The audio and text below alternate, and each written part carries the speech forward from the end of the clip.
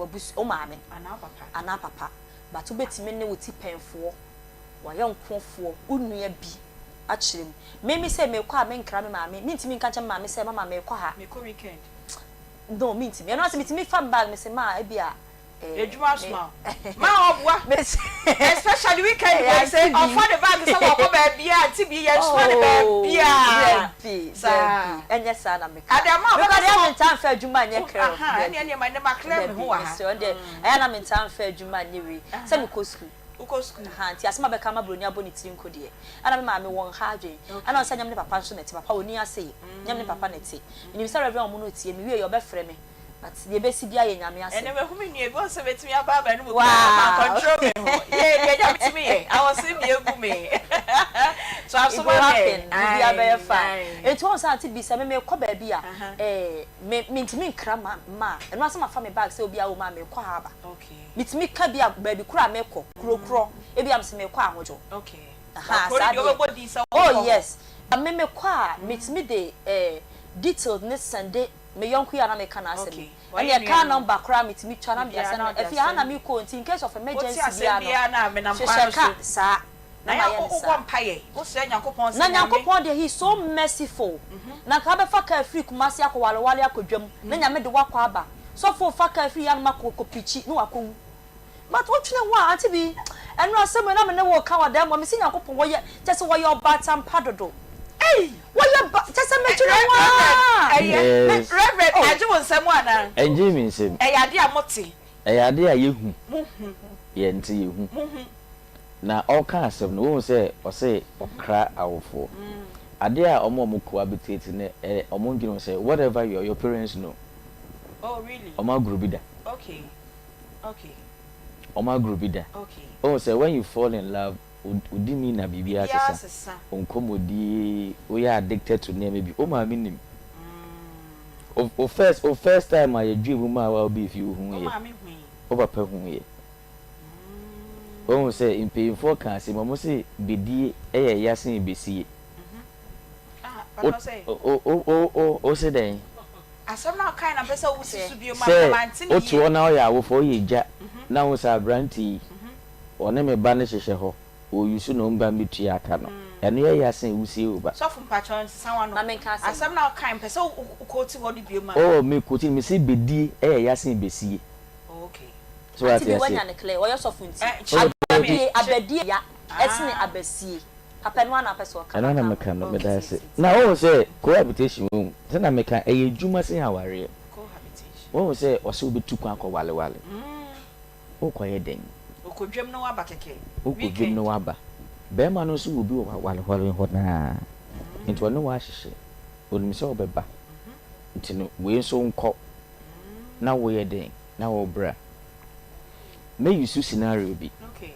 Monday bonds. Normally o mpe efutu. Monday bonds. Yetu omufo a o mpe.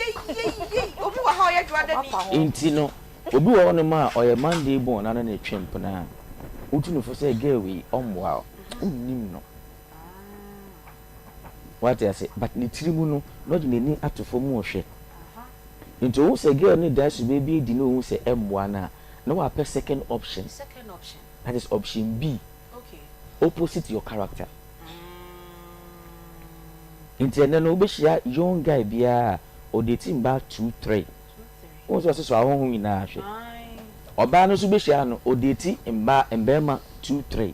No so ahonhu na. Now there is something I call spiritual make my man put it and say bibia ema oba form spiritually. Okay. Sex. Okay. Bema bia want to control o sexual appetite no you weak. Nti only oba we ada your soul is connected when I apam. Marriage we hu enye kawa no. And enye vows na ye kanu. Marriage is blood covenant. Marriage is sex. Okay. So OTA and I say after 5, 6, 7 years, 10 years, we say me semi. Why? And nana Moja na meje mano no. She is growing into my Bema odo. Na wunya oba odo. Na otiwase. Na obuwa odo. Ede. Aha. Ene Almost your moody Valentine's Day. Yeah, no be there, yes, say a chocolate day. Whichever one I would, you know. Nina, a odona. It's a nanso, akumamu sub jumedie ene, a odona. Inti ene, odon some no, and a ye baba beka. Inti en you wefidie no, and free hand found to baby, out the to baby, a one, oko say what dream. Aye, oko say will cry. A had the end the Ebeka baby, and now we need dolly be crana. No way swing at the atuo. Na odo papa ne ba no one dancer odo no edi akyere no me mamo aha ene wie nso edi ba akoma mu nsam dwumedie so enra Augustina say Aunty Bea aya akoma mu nsam slogan aya nka na mesna akoma mu nsam slogan no ya abada o say akoma mu nsam ye ka no eye so asoma me oh so wo Canada ni we jai kan di oni ebi mo say ye ka ni di onim ebi mo say eye ehintasem eye ehintasem na se yenim de wo akoma mu a eni tin ye fa sa slogan no eye ehintasem ene ye ba be bon komo papa bebi a wutie ye fi bebi a wo hwe ye fi bia no ye ma good afternoon ha eye akoma 87.9 enche bia nso mo be hwe yen e wo onua TV so e bo one pe na o di ato ho na wa hwe yen e wo ho ansa na no ubehu yen so e wo Facebook, TikTok and YouTube Akoma 879.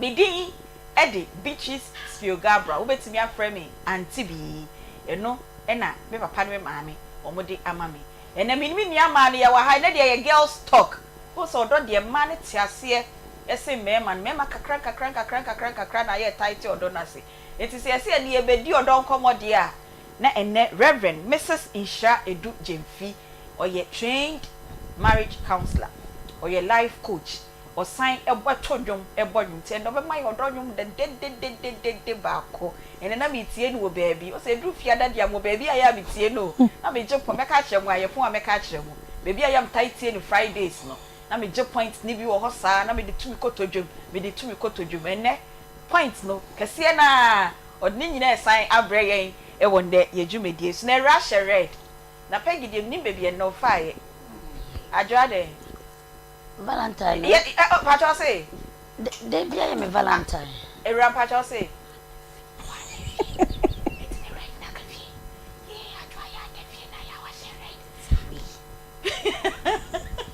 no oh de fie sa it's not share red no ten no pon be de fie oh yes oh be de fie o baby akọ oh be call lectures so no dey dey away you said the idea na boy you no enya some kitu aka fra ye po I am me uncle sunset and let me say na by who oh yes cook and me call sunset band dey dey ya na mo kwa enjoy ye no ba bet na ho say ye ofa no yo o hoye adom na wo so e yesu adom me so me hoye papa o ma me si ochia o ma me Charlotte Spiega mama o se me bi sa what na baby da bro no me de me bo amma be bo yen mama me bi sa what na baby da na oh Debbie you proud o ya wo me macro edit me macro mi nyi na me di dwa so like obo mu it is a subai we no fa free emu de he eni e den no I know mama say be say but na style be there be mentina order nim na menim ho okay ba mentina order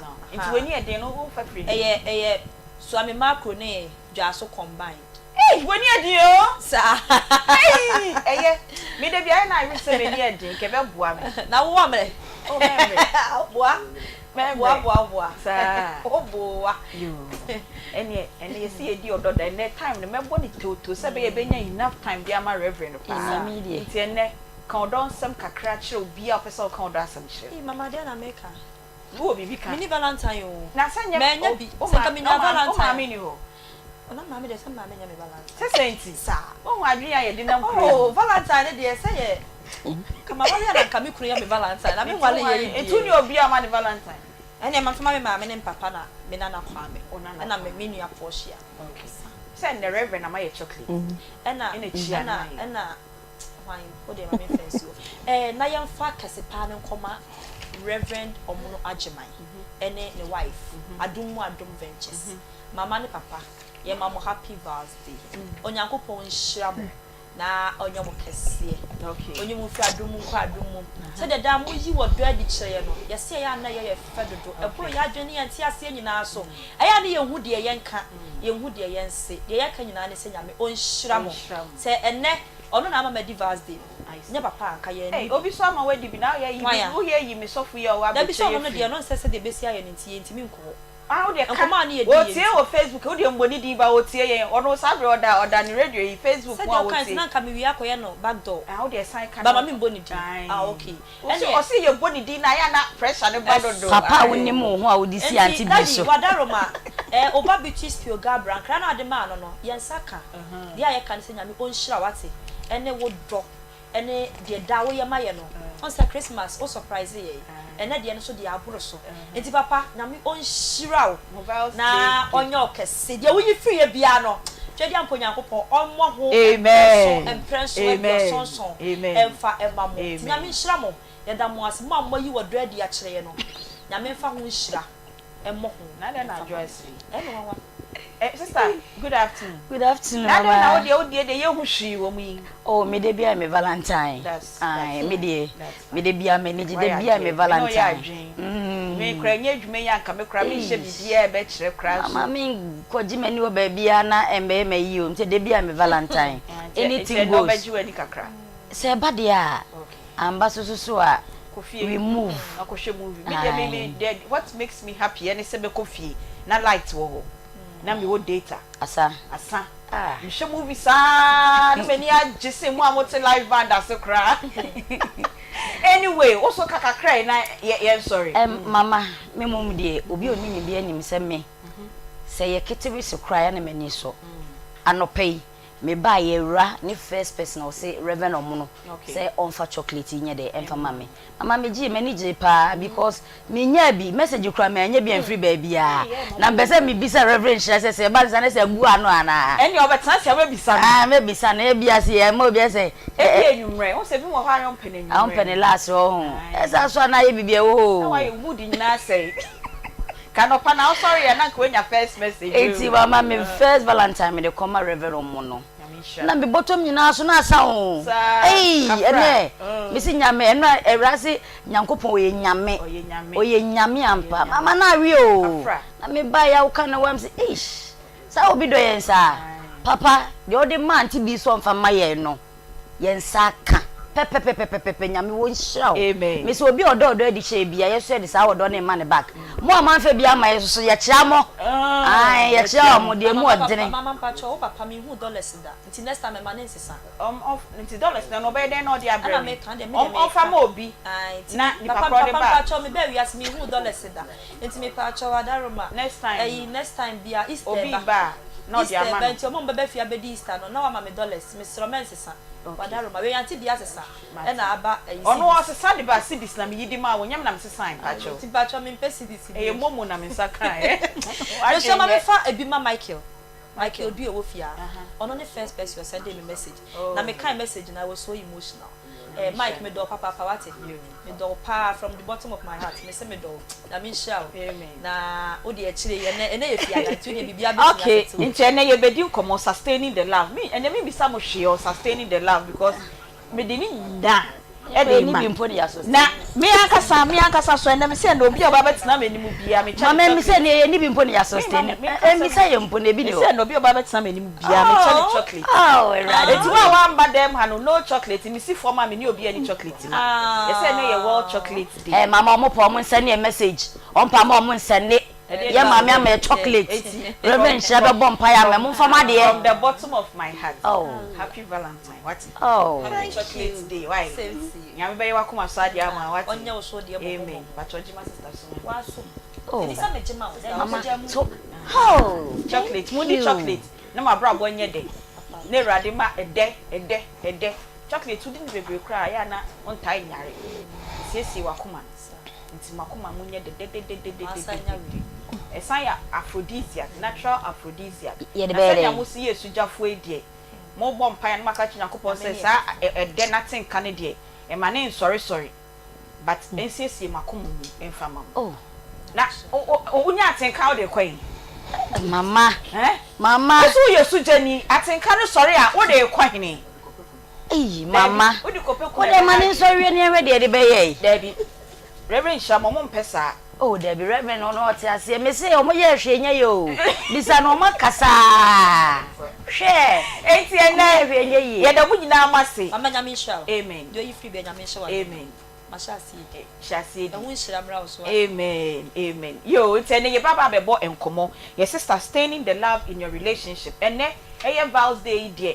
Obi o kwa na owokuno owo yiri o nenso odo no egu me dey to Facebook page me say how can you sustain the love in an old relationship once aya na odo no ye foforo sa de dia aya na emu ade o na enyini ko nanim na nyame ye madom na nkra san ba mu no kra de na nyam se dem odo no egu kra na ne ye baby sa say wo be ye den na wa sustain love na old relationship no cry you betimi asen Kenya no ama odo asan abemu biemu ana and the sound komoi e na ye ba bebo ye ne Reverend Mrs. Insha Edu Jemfi e na ba bebo nkom na na minim se Reverend nyom na ye ready a me andi kan fa nyom ne nhase ye de nyom be hyase be wie na chese ye kosoro ho na ye de nkomo na hyase Reverend akwaba yeah nua pacho ho ye de happy chocolate day. Same to you. Thank you very much ye tie wo nyom na ba se ya wa you.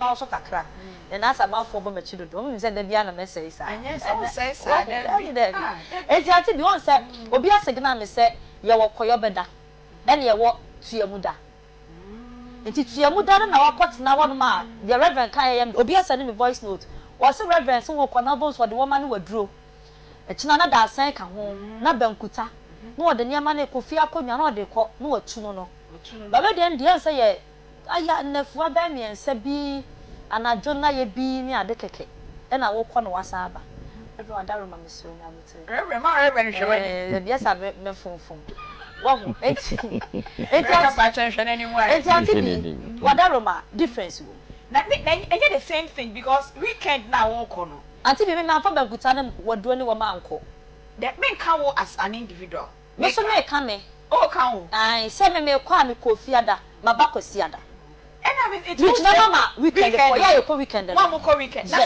weekend mo ko a and na ya na mo ne meme ye kwa akodeda ya ko weekend o kwa wo no aduane kakawie na den o kwa wo senior ma wo tompa wo prapra wo ne na anopa wie nwumra homa che sori poko pra ni nyina mo je na no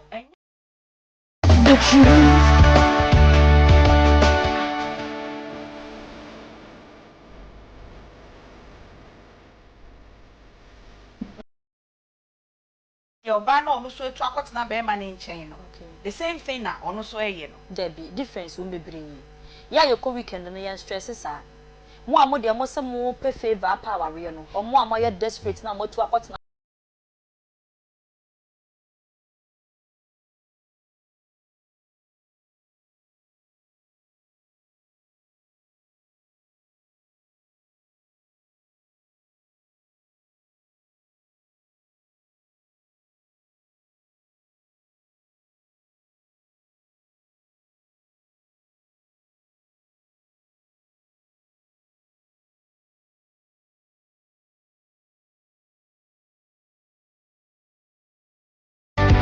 It's not as me it puts me at that way. God was not hiding, but was voices, the drivers of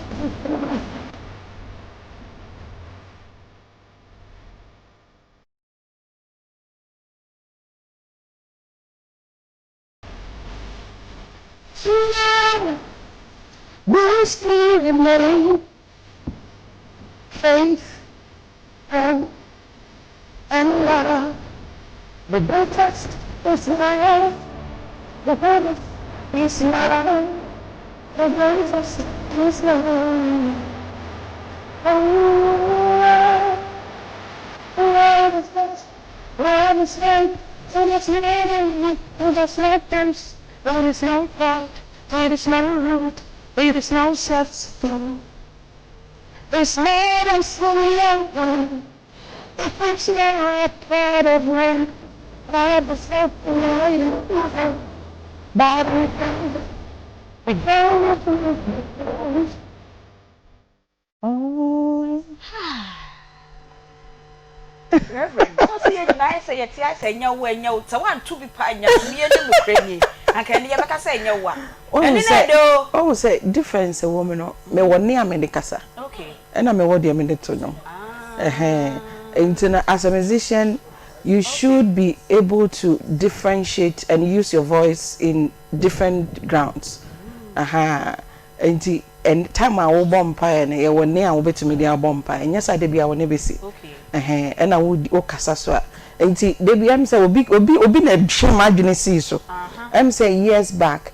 My mom him say in your way when I had my last miscarriage, that was when the song came out. I'm saying see many mo bra penny kwame dinkra. Okay. I'm na di kan born first. Nti menia penny coda. Nyame ato nsa friend. Nti satam kono kwa na me man lodi because now I was going through a lot. Nti ono kwa na man nti em say about 4 years ago and I sang na live. But I've still not menya no said me peno. Said we see no menya said me peno. Where the papa? Nti afeni yes abaye we no nti no. This one is in a video. Okay. But ya but they can't picture the face.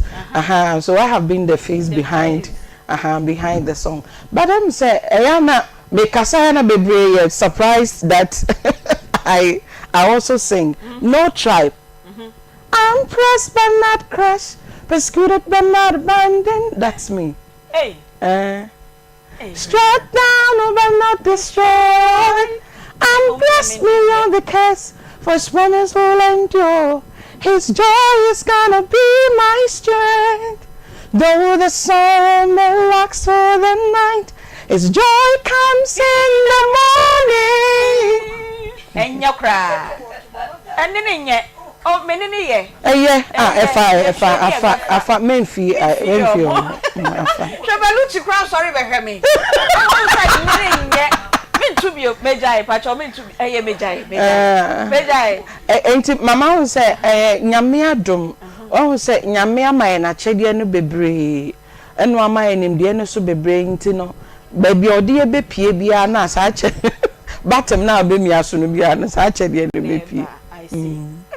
You ever want to be, and then you're done your 90 years, and now don't be a boomer near the film, sir. Reverend, good afternoon. Good afternoon. And they are common. A what? Your time no so commercial super be but we'll make sure that we are able to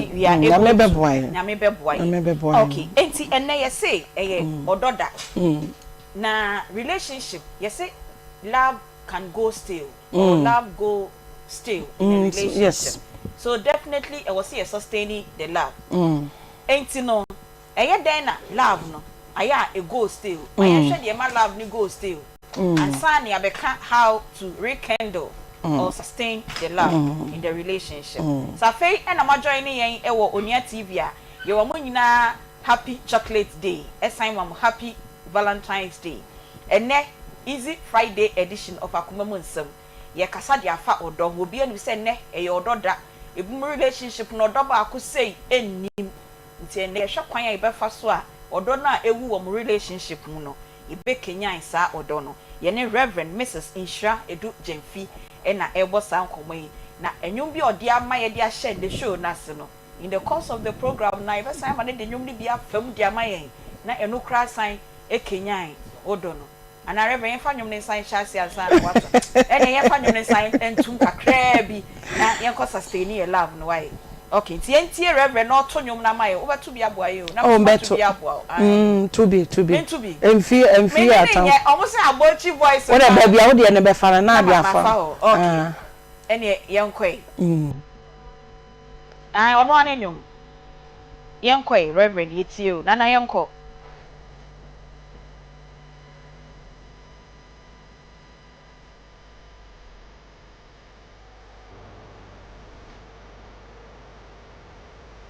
Within the thrones of men, and he rests within the thrones of angels and heaven.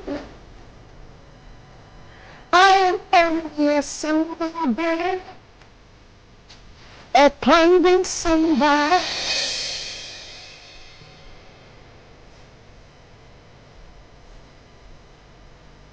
If I have the gift of prophecy for time or mystery, and love, I am only a simple bird, a climbing somewhere. Oh, oh, for love is patient, love is hate, it is him, it is happens, it is not proud, it is not rude, it is not subsequent, it is not enslaved, it keeps no record of wrong. Love is not the right either, but it rejoices with the truth.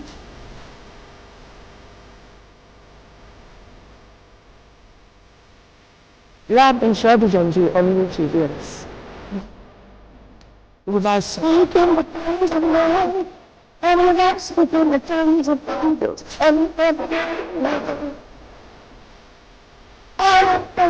you see, also, a young man of my emotional, when you are the problem, when you are my prayer. Ono na menene ye nyum we na ti wo he guitar no a ote ne nsa no wom ono ene nipa menene hyase ye nyum enti nyum we me ye nyum we 2012. Wow. Yes, me ye nyum we 2012. Enti no baby owo bia nyame fa ne kransi na ombo na busua no so ho ban because no, he was very committed. If onene ye adwuma onya brema arranging num ni ye owi o de brel ma wotie na wasa akọ na wasa wakotie ni nyina ahwese de waye no pa ansana watimi edonyom na ma. And I really loved working with him and you know me bonyom no bia na my emotional ye fancy hey na say the program ni mu no o sia my odonyom ba kwa na de ye odona and odonko aha iti me first question ni say and then na ye ma love a go still ana odo no ewo relationship edi kind no so Aunty Bea we baka say no do no kra ni de enti wo define odo no a dictionary ni be che so odo ya atenka unyama obi a wo penasem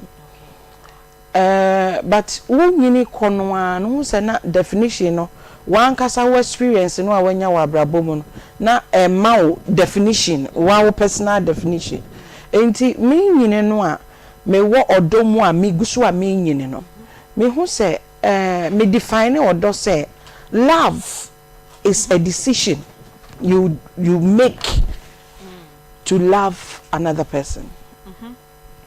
Obesa so a defining and say love is meeting the need of the other person first.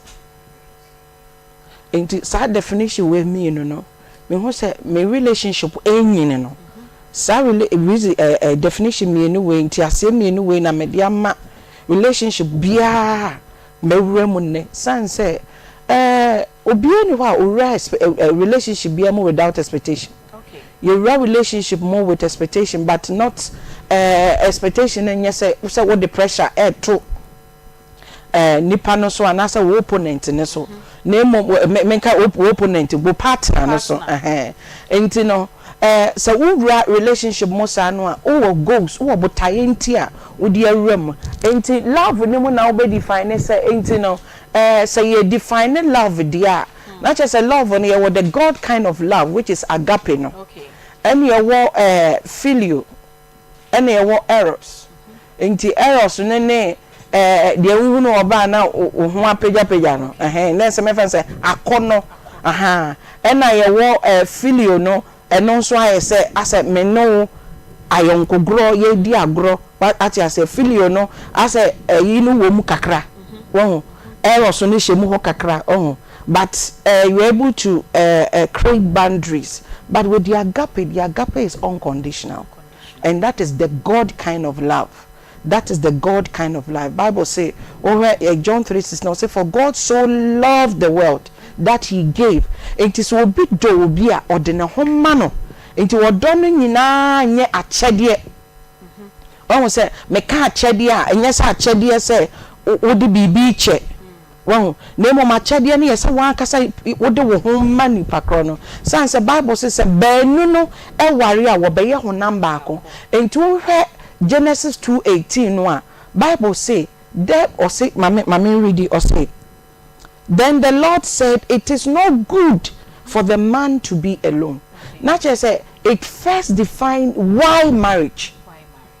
It is not good for the man to be alone. Or says for I will make a suitable. Let me read the amplified version for you to understand. Or say now the Lord God said it is not good for the man to be alone.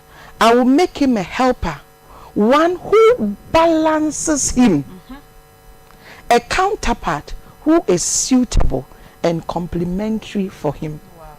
And that is where I define the purpose for marriage, is to complement each other. Aunty Bea, I'm in the life of my spouse to complement him, because God said it is not good for one to be alone. Into Kaiban or say, therefore shall a man leave his father and mother and shall cleave. Berima be free, or bound to be free. No mummy no carbon, no ma be here honam bako.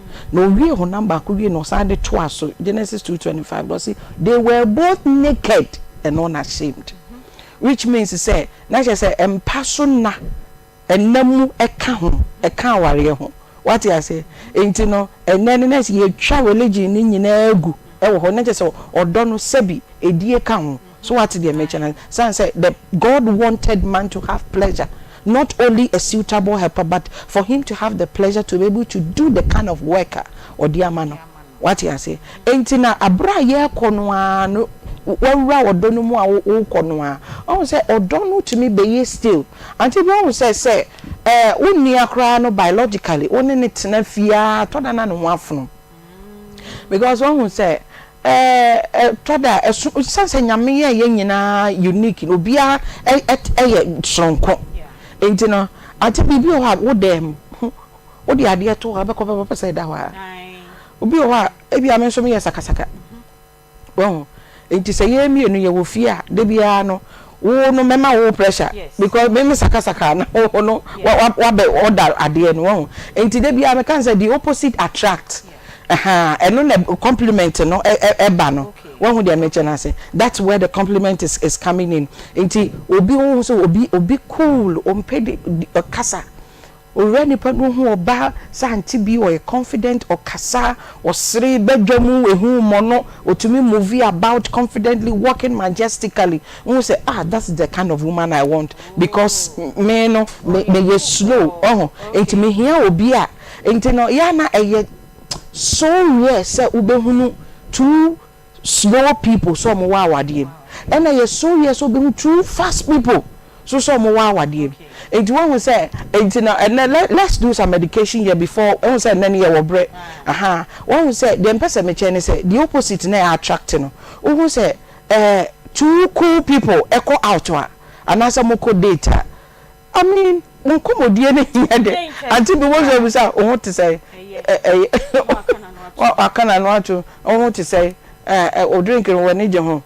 Say yeah want to say just say how are we who are we that mean and come on who no and na obi a ono the opposite no so no I mean na say akasafo mienu so kwa won say ba ko tumi kasa na afi ba ko no kra ntumi nya binka nti say guy o kasa dodo on say ama me kra mti ono abisa wasem no ono asa yi asem na no because it's sana naturally nyame aye no but on say if there are two opposite temperament na say edin ana say di ehia wo relationship mu a wo say enti no wo din a wakohia de wo kasa no wo say afi no because wo ni bibia aka enti no nkomo no me kakakra na so akakakra wo say me expect so be kasa say me okay that's how I echo but wo say enti the opposite na attracting so no mo relationship mu a na afi no e frustrate afi wo ho na nipa no a or attractive on subane attractive no a wo so wo ye sabi wo ye loud nti wo po bi o ye quiet no afi wo hwa na afi no wo pese wo kasa obefia unyo bia ne ni nkomo afi na ade no a wo do no started frustrating that you say and that's the second stage. Then the third stage in say afi no must start robbing on each other. Well, must start robbing on each other. Not just addition ebem more intentionality started ebem.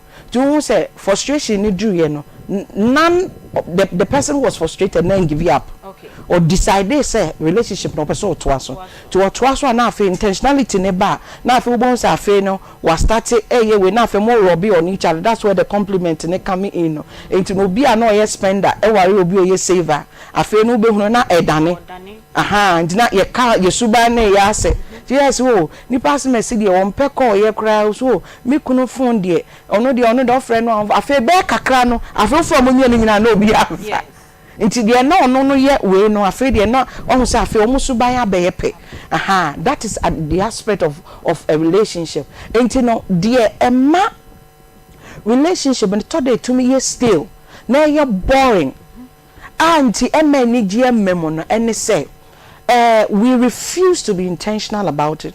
Now, intentionality na me the intimacy, and that's being intimate. Abeshemo. Now, being intimate, me try to break it down. Now, and then I would want to share a lot with all of us since love day, and we wouldn't want to waste the day. And you say intimacy no. Me person me can want some no first one no ye the intentionality of the marriage. Say you decide say odono ye bema na ko say ye mpana twen say ye aware say ye court say ye ne dey aso for beka no courtship na wona won kwa asore so aka no say ye twempana aha etinimi enu nyina no you will need that intentionality. Remember we are coming from the word intimate. And intimate means into me see. Not just say into me. Not just say I have decided to open myself for you to see through me. Okay. It means that I have become transparent. Or see both were naked and unashamed. Not just say me be me mama say be my vulnerable before you say show me mu. A dear no woman moment person me di bibia besi you. Enti intentionality idea here any da home.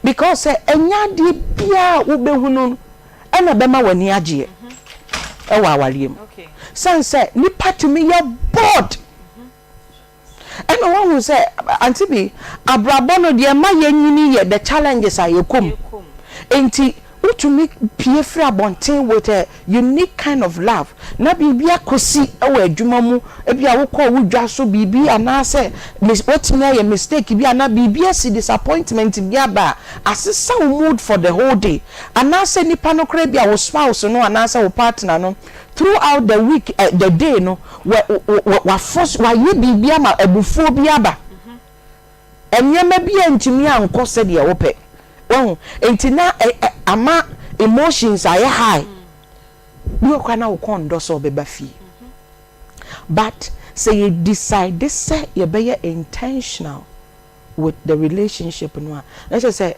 intentionality no kratwi no menche mu say you need da ho you need da ye ho so oh say when need da ho so say ade we me po it must work e be ye adwuma enti say sa we say ne ba ebufuo ne ba boredom ne ba na wo ye wadwene say I need to be intentional with this relationship. Aunty Bea, it is the first stage of the relationship. A step ya take to sustain the love in the relationship. So intentionality will become one.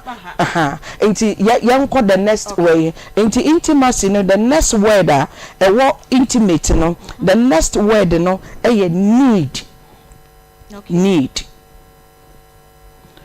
As I said, we meet each other's needs. We speak to each other. We speak each other's love language. Okay. Yeah. Almost said, "Metewo don come ase." Even when I need sex, now you're crowded. Crowd mean to me ning komo and now your friend say verbally mean to me in country wa.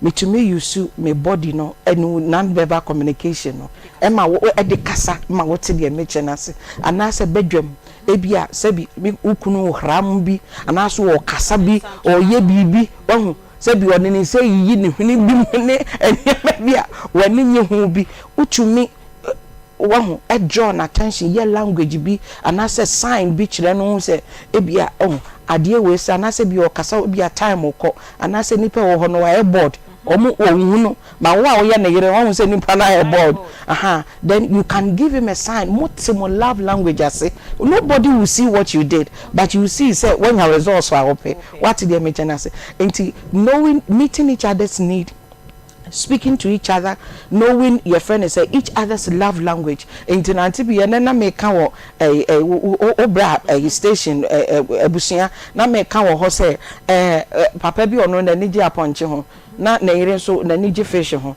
na yire birthday no akota aponche so or the bread na yire na as a gift wo ka tell me say o kon da aponche nkwan menye bi ma wa na say aponche jollof na peso na say wo gift no peso kire say abraso wonim se enya ade a mepe enti won say o person o chamade but dear what me love language you know say how do you want me to appreciate your love because gifts are given always on the condition of love. Okay. What did they mention? I say, enti no say nipa no otewase anyway ya onimu need he will meet your need according to what you are looking for. Enti otin komona se otenye mebi ase onimu kwan obefa so a on say obema wani age enti never lanta ebi onim say being chocolate. What you say? But now wakoto chocolate aba. You know, because obi e tobi enti bisani pano say ebia make awani je pencils ho what you say eno na wo hia enti if the person is able to meet that need it means that we have become concerned of each other's need na just say ya dwene abaye ho so ye need aye ho so ye nim say ade we na mekunu nim se me hia den eno ano beton aba enti no meeting each other's need being intimate no first one is intentionality and the two and know your needs meeting each other's needs enti yanko the third one no and so na yenhwe the third one no trust and transparency that is tino trust and transparency okay enti be trust the foundation of a relationship jidie ewo ye ho ye mu se jidie ni mu a bible kraso jidie ni mu obi ntumi so nyame sanse wanyi nyame ni obeda som na mana ye enti se yenje ye ho ni a relationship no ebe ye dan akoso enti Aunty Bea trust say ye pese aware ni ye sustaining odo ewo mu dia we must be conscious of what is called trust, what is called transparency. They were both naked and unashamed. Nakedness, and yet only the naked as a word, either metaphorical or practical, or trying to explain the word literally. Say metaphorically, nature say meaning baby Aunty Bea. Into about 10 na wonu fie kura no about 12 am na afi na wo ba fie I don't have to fight you because I'm a Jewudi. Even if you did not call, which will be wrong, I still have to believe that you went to where you said you went. Okay. What you are saying? Okay. Anytime be a relationship, you bring a breach of trust. It means a relationship, no, a yi ba akwabu. Pillars no ba akwabu. The foundation of the relationship. If you want to sustain the love in the relationship, we should make sure, say, consciously, we will build trust. We will be transparent in the relationship. Let the person know. And never Valentine. Meaning say be more or magic parcels bed or and now skate to be a me on social media. A delivery guy, Yasmano, Papa be a friend or Asmano, or a parcel locoma obi not flat in the number 3. Or one of your friend, not the same number 3. Was na number 3 beam. It will call third one, the first one in the can acquire.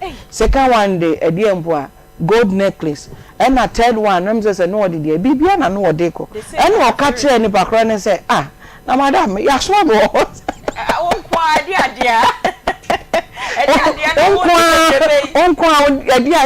Mami wo so nya sa dia mebo mu nyina amane na delivery guy no so pase mo fa koya so asafa dia ko so e be ma say ha no.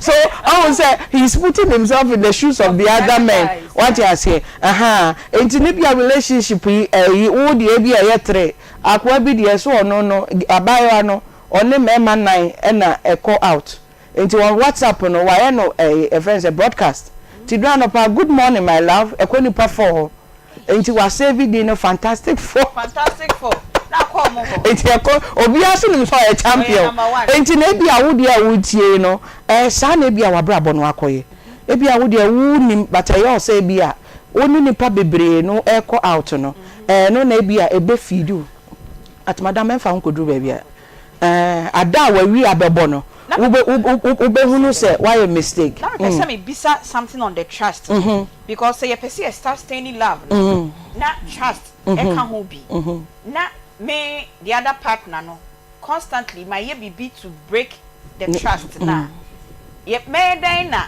o kan sam na majiwe di ma etimi sustain love Aunty Bea a question where me bisa me ho ena no pay na o say obi a sabi unim so ne wo ho na why unfaithful pain na ebia aware na ngu but mo wo ho but won say trust dan kasa ne say break Aunty Bea ye the intentionality na trem as won say wo endure until say be nipa no asa trial foundation wa beju level bia obesa but won say my remfi e marry because me woman ba ko bia afi bia do 14th a o tip say make say bia sabre ko strategy so obi ibu saron say oh this is the anniversary 15th anniversary of your fornication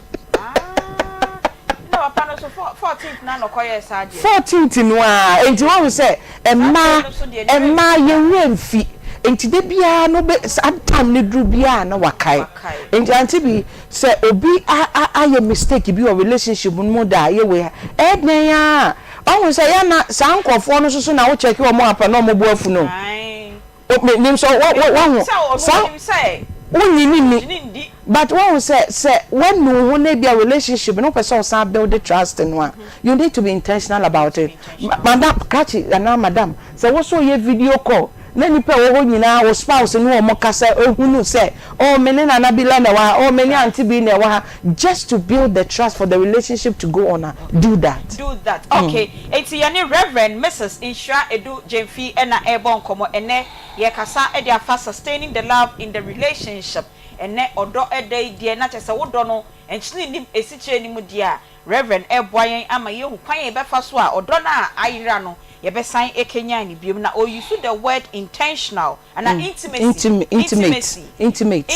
and ye dey explaining somewhere ye ken ye dikiaka I know in the intimate no is being intentional any yako and no submitting the needs of your partner any yako ti no so transparency and trust eho ena me bisa ne se na se be me ya na wo be wa ye bibi na we break his trust na obeye den ena wasan agine dibiem eho ena ye di besi na enche bia ye be ko Dr. Mensa na ye ni omo abo enkomo na ansa na no ma me fa nko Power Specialist Herbal Hospital empre enkono enie ena Power Specialist Hospital waji award for hepatitis B clinic of the year. It is a winner hepatitis B and A and a C Fako Power Specialist Herbal Hospital. So prostrate no aye kese so a fako ho obetu ase e dia ma o nro jigaji any cough care or sign e wo liver care ni nyina e kan ho bi e na Power Specialist Herbal Hospital dia bedwama so a or ton Food and Drugs Authority ajiwon atum Kumase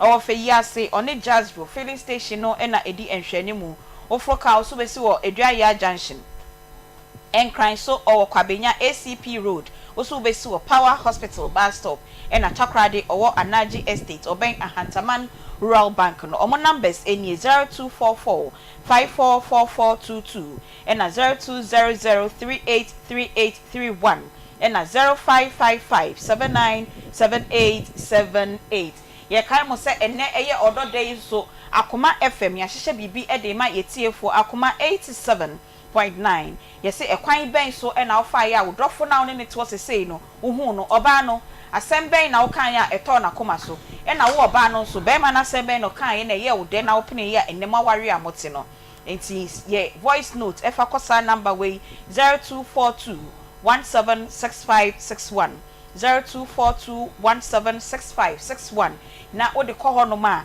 odon tentan enenwumre ye bebo na yetie na nipa no mu a modie no ebeto judges na koma so no ye de mo beba show no so na afei so ye de makọ Nato State Restaurant ewo susan so na makọ akọdidi enti enyi wo ho emfi mo ma yen fa nko Dr. Mensa na yen kodi nko ata amen boko de na me adun na de onia Mr. Terry oso wo mba we oso nko abaye adwuma no ene me hwa so ho ye de na me adun bia ene happy chocolate day ene me see de obeba me show you so bia me chele chocolate nti no no wa me kasa dia chocolate no nka ho ba choje so wa ba no wa nkasa nti wanji bi enfama no yo yanko Dr. Mensa ho yo Aunty Bea me da se me chia chu bia do ba Dr. Mensa Herbal Clinic ashebo se de dan de nyina ba mo na so ne batwetwe enkomo e fa ya pomodin hu enne so ebre na du se me batwetwe enkomo e fa ya pomodin hu odofo ya de ya ni pepe nya wa ne fia de ama me ne wan se ne fia de ni sent Dr. Mensa se fa wo ha no dadwe nyina bra no hono mo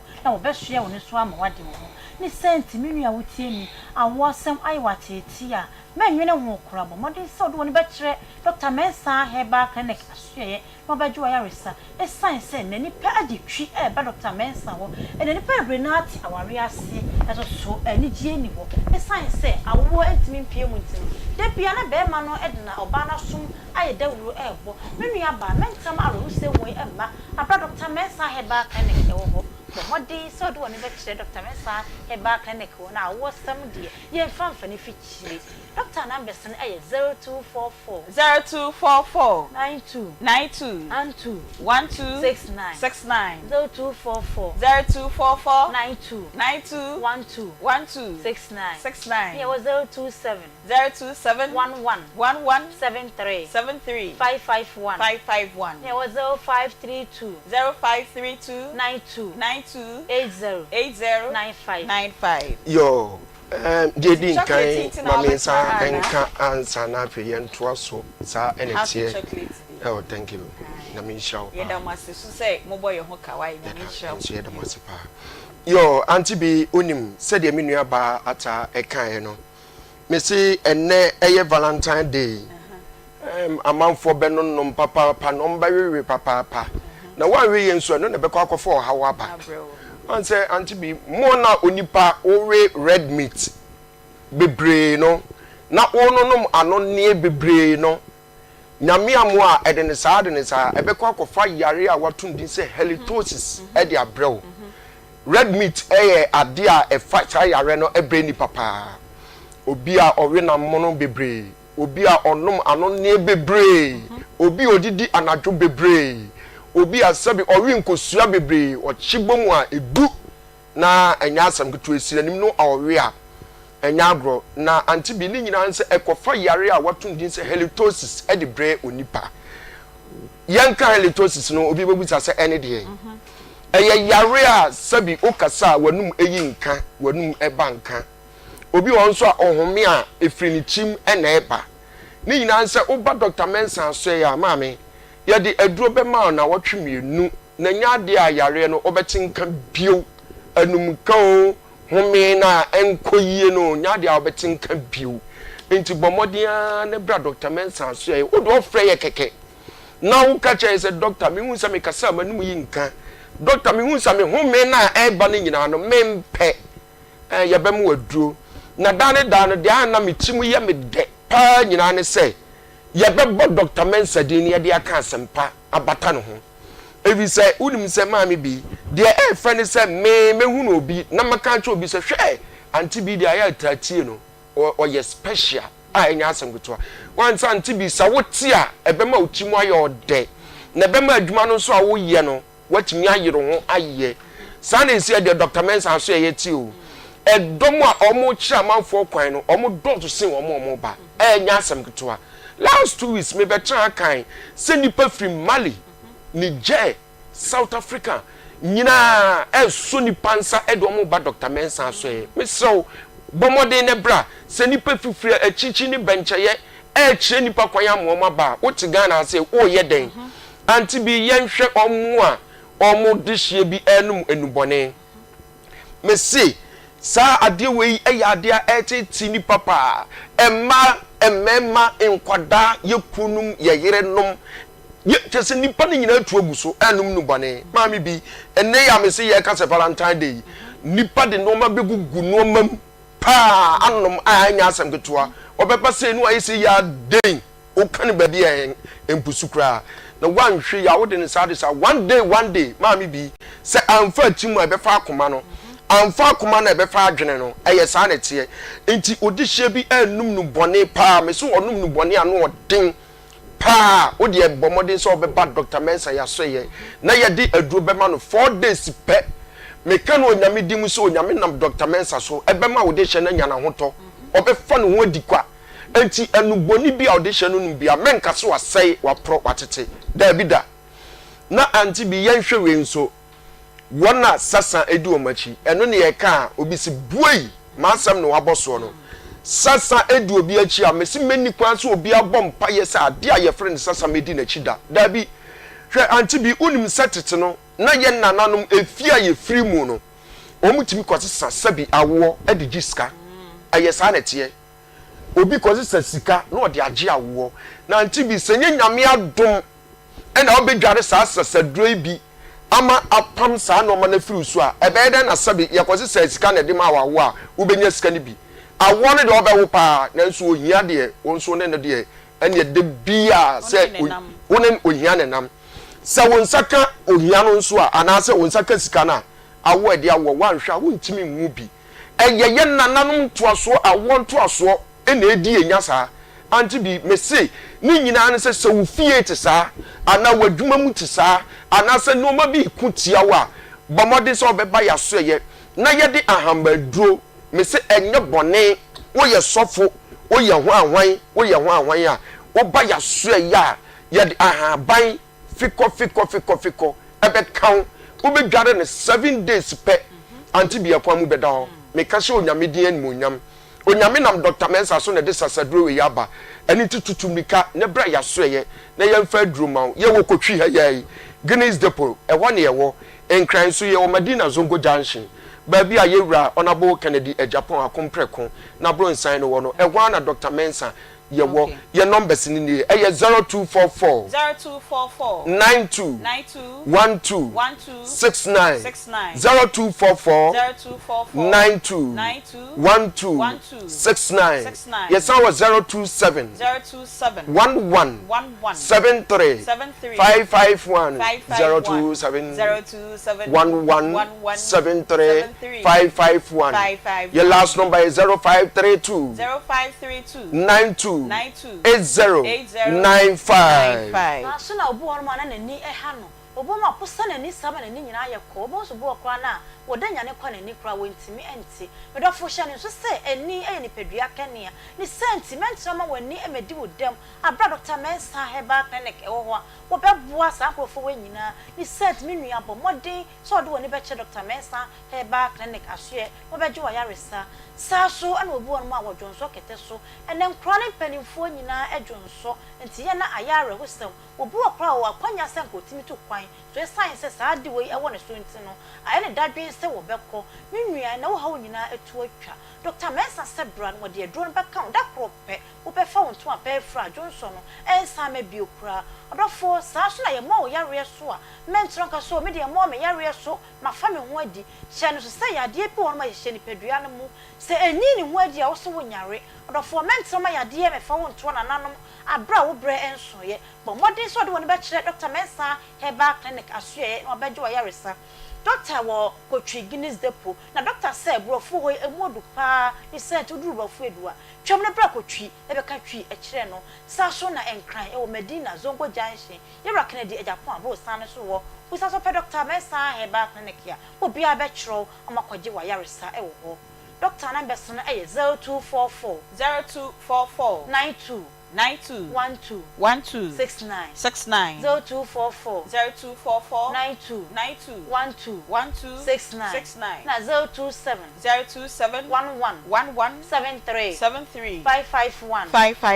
0532 80 0532 95 92 80 wow 0532 0532 90 92 Dr. Terry and this 0532 0532 92 095 numbers me ensanyi na maami bi eye Dr. Mensa ye numbers enti do be free bia ye be fa ne ya joso na doctors no ene wadi nkomo ba bia wo bia se wo akwantom wo abroche wo Ghana ase ba bia wo bia ye de aduro no beto ene ne ato ndin se delivery ba bia wo bia delivery no sabe enye nipadin eye asitwe nyina ne se ba bia wo hye bia tokro bia wo hye bia no ye de beba se mekra na se me ba me ba do bi si echo enya asem ko Aunty Bea edura yi mu mase ya den amanfo de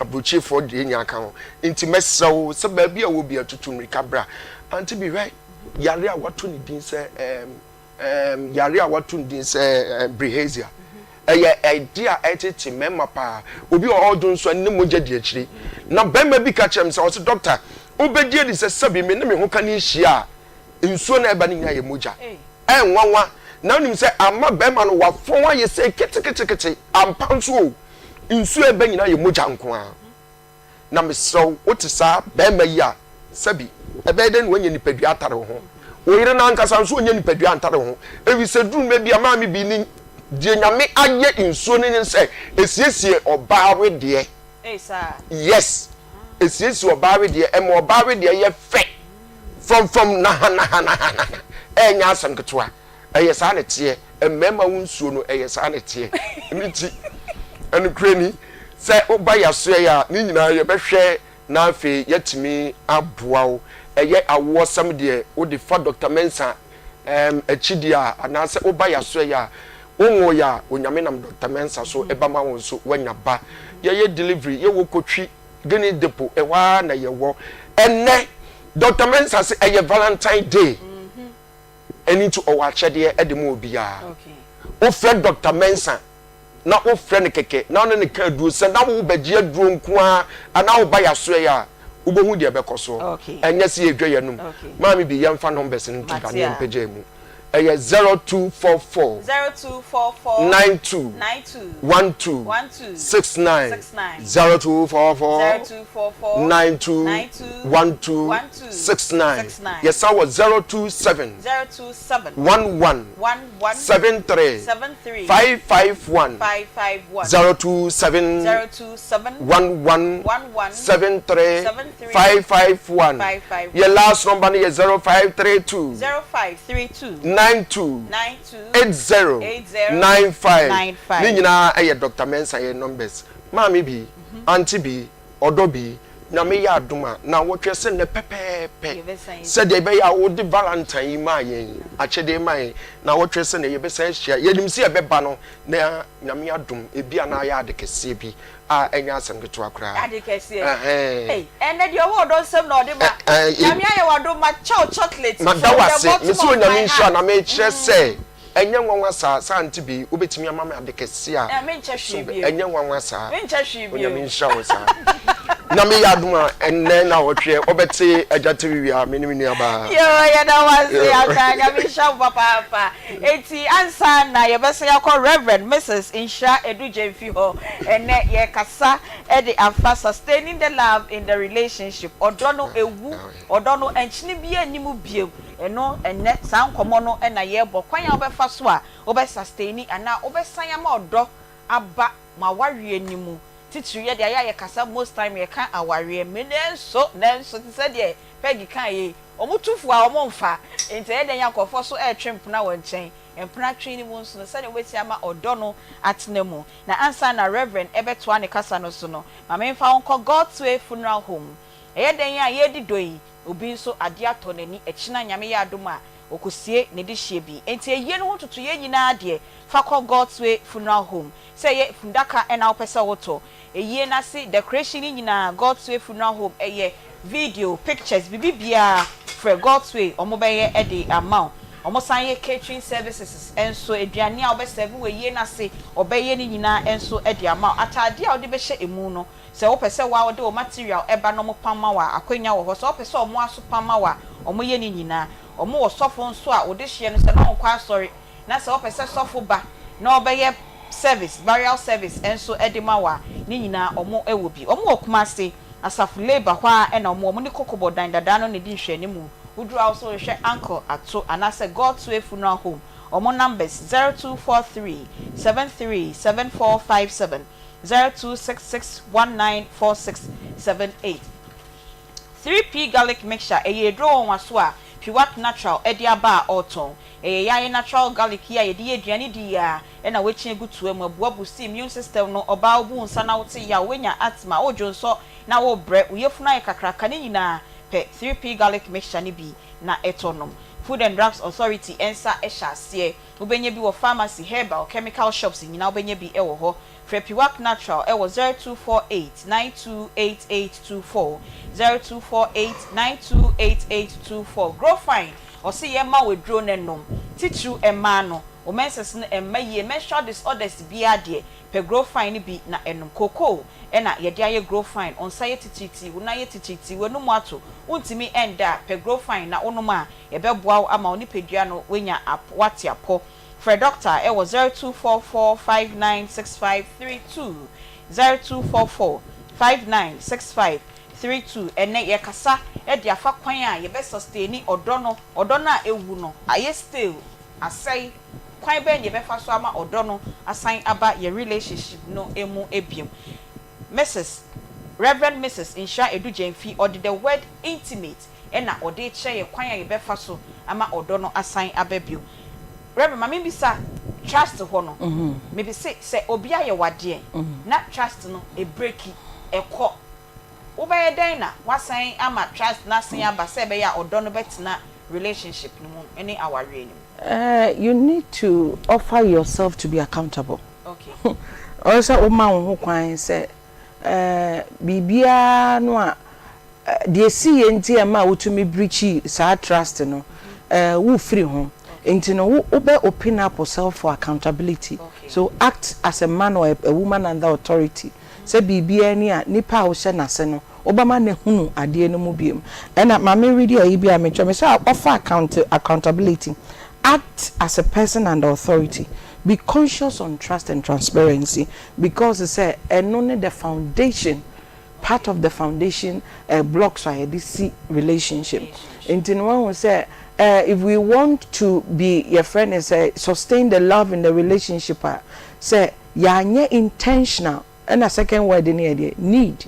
And they talk trust and transparency. Tia kon you say yesuya de. Timpese yenya ye de wotie de wo hwe yenyina ye conscious of these things. Said ye be ya ebeboa. We are not here just to entertain you, but also to educate everybody. Said ye be ya yenyina no ene yemma ya yetimo ya brabo be ye kama because account we are coming. What you say? Se mensuya maybe another achi me baby abeware oba. Enti no se mantiti ni here de metete no enu no de bebo enti that is why it's important to say de bia on say meka say yetonim de so de na wonim tetetetete no say etwam a uhunu say wutwam enti wusua bi to aso na no na me kire me man bi say the illiterate of the 21st century mechire mutwi the illiterate of the 21st century are people who cannot unlearn to relearn. Wana sabi won ko school da anase wonimu de ene wona wonye wadwen se de wonim no anya no obetu agu na wasua fofragu omne the poorest na ahomete woni nipa saate na onye teachable a ompese obesua bibia ye we ma no ahomete se woni nipa sa ebetina nti we relationship mo at these points ya share ni nyina and I think so we must all be conscious so be betimi build your relationship until be you see once I can be me say love is a decision. It is not just a feeling, a decision. Because Aunty Bea, yes, because Aunty Bea told her to me share will be who say, Yana, wouldn't me say I'm real. Now me very realistic with my presentation because I told her to me be sound. I did bet you will be say am I still married? Because on say and you may be to me sisi emotions be to me pejako now I did chia on say hey. That's so worry.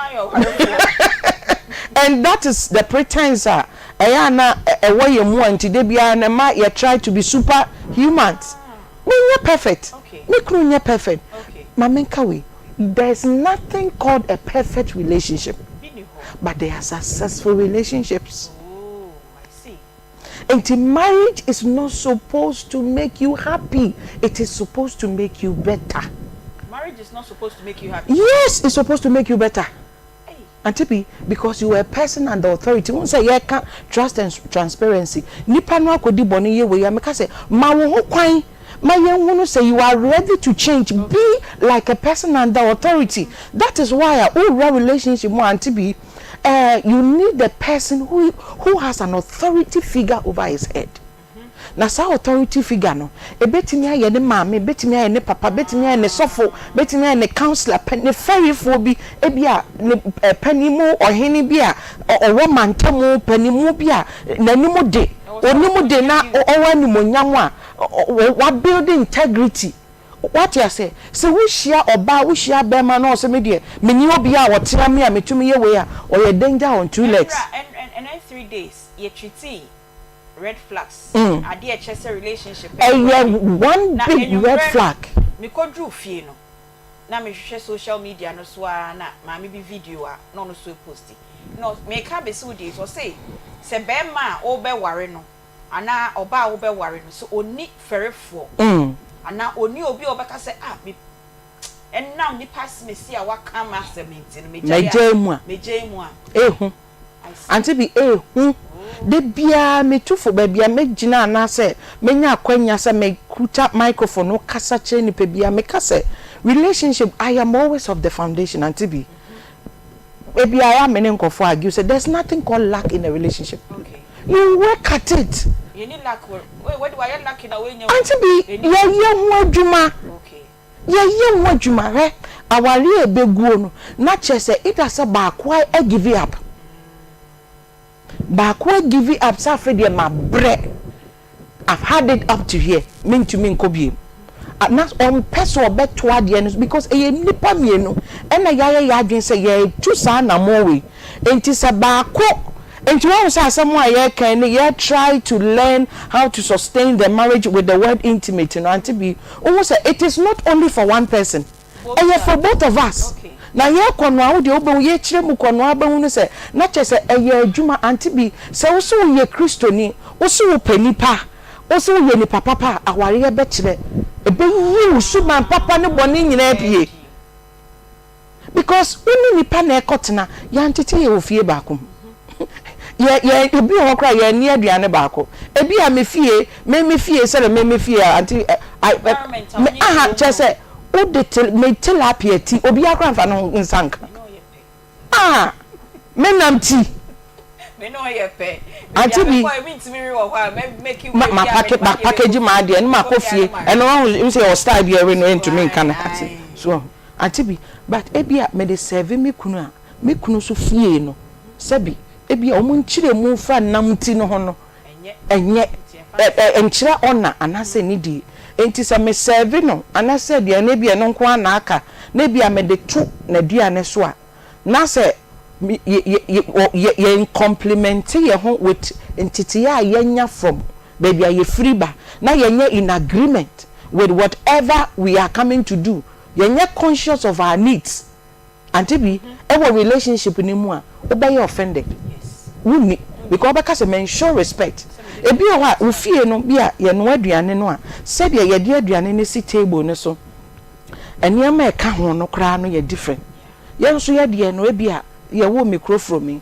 ebia ye de to awem ne de sifie mfimfin na kwaku adwa ye wa mantam no speed enam no kra ya tete che se obi ade da nafa wotra obi barrier na obi nkwa akra so on say chikra no a na say wonya expect wo edidibo mu ho what dem but ohu say enti say wa kware nipa ti say ya wo na say onya encounter on his or her temperament Aunty Bea na wotete no kakra bia deign to stay with such a person. Okay. Now one will say me to also say one will say aware no aye kono being intimate no aye chire intentionality no a bigger word but a brain intimate Aunty Bea yama ye ni ada ye ho so ye talking about each other needs na ye building a fairness a trust and transparency no ni nyina ka ho na boa e be pillar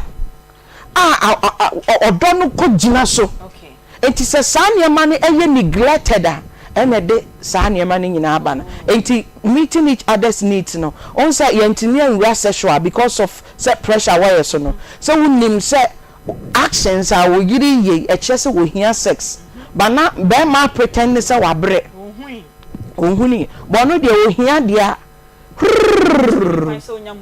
unni most routine to me pa what you say and men are naturally selfish on that score and me too so what you say men are na be love catch you do hot dia okay so what you say say be ntokama enti no anytime a wo hia ne de na usa wo religious home a be ma odi religion ebu ni fie bra na chese se bi wo ye kra ye se bi ahya woni what you say hope so say wo die ni say because ye nyine no on say to first no an e kotena awareji ase no wo say wo te wa no yes wo bi ntufo no atufo say oba de untumi mesa sex what you say because say ye feel say ferry so oba be ye wo yes how we are so Aunty Bea enemrem Debbie that was wrong me watinka also watinka what you say also na papa ne can say me from or can say me say what the sperm does for we no oh say to da on ankomo bi o ha yentumi ni ye but what see edi one say Aunty Bea oba drew stage bia o hia sperms we nipadue oba drew stage bia yes esa ebe den Aunty Bea nyoma bebre toda na kasa tin toda no asem wa ye bibi chese ye twu suspense ni mu a eni ada bi madam fu bi me ka kire no na minimu o Aunty Bea o ye twan dodo Aunty Bea o hia de o hia sperms and I'm sister it's your part you need sex no so be so bad and I'm say ampa it is true oh say Aunty Bea o hia say o say toda na o hormones no e hia that calmness and unya orgasm well and the sperms no so no a preventive growth okay so what I say true and I think I know say I die be I mean on benefits of sex no minim say be church we say na ma we ma mo say omo deny omo and obi ho soso ano a ade no a ye de ma no aso ope aso ompe wontumi nyini ye wontumi express ni feeling no ye eye ma no just say na wa wo menti o entity na ye de ama no ti say de ye ken oba ntimi express no oni ni kunu wo ha ontimi nye bibi ontimi hya atade bi that kind of thing ain't no exposure na bana Aunty Bea sua ti say de mo chire na wo sua Aunty Bea just say ya dwene say e free sabre yi ko say maka say e free sabre we ko ba bia be gina bia nyame be ma yakwanya bia ye be sesa nipa adwene because say akwa to the extent say ware mu sex kra nyede sana nkofo person mo kire no because wutumi nya de wo pe eno so e ma odon gina entina now people are enduring Aunty Bea say your boy ben say pay say ni say jaware Aunty Bea percentage no was so one say yeah can fancy but ahomete on say niema bebre koso around us utie bi na wotibia untumi nka bi Aunty Bea on say untumi nchirem untumi nka bi nso but minim say nyame no abeboaye enti na wo say ye ni da ye ho so na ade no ayeye no ye ni ye relationship bia benyini a ejina say wani da wo ho so no wa say you are ready no matter what to make it work yonko I no so enti ye drew I no so a I no not just I no your interest okay finding things that both of you enjoy okay find things both enjoy together. Sometimes the things that gives both partners joy may not always be convenient. Yes. No, and you know, Nyama, Ebia, I say, make no be a micro person, the men didn't chico bebia. Miss Webia, Mempesa. Oh, Bibia, maybe a person would decline or fronty away, but once I also so na feeling a way be said, and yes, sana mexie.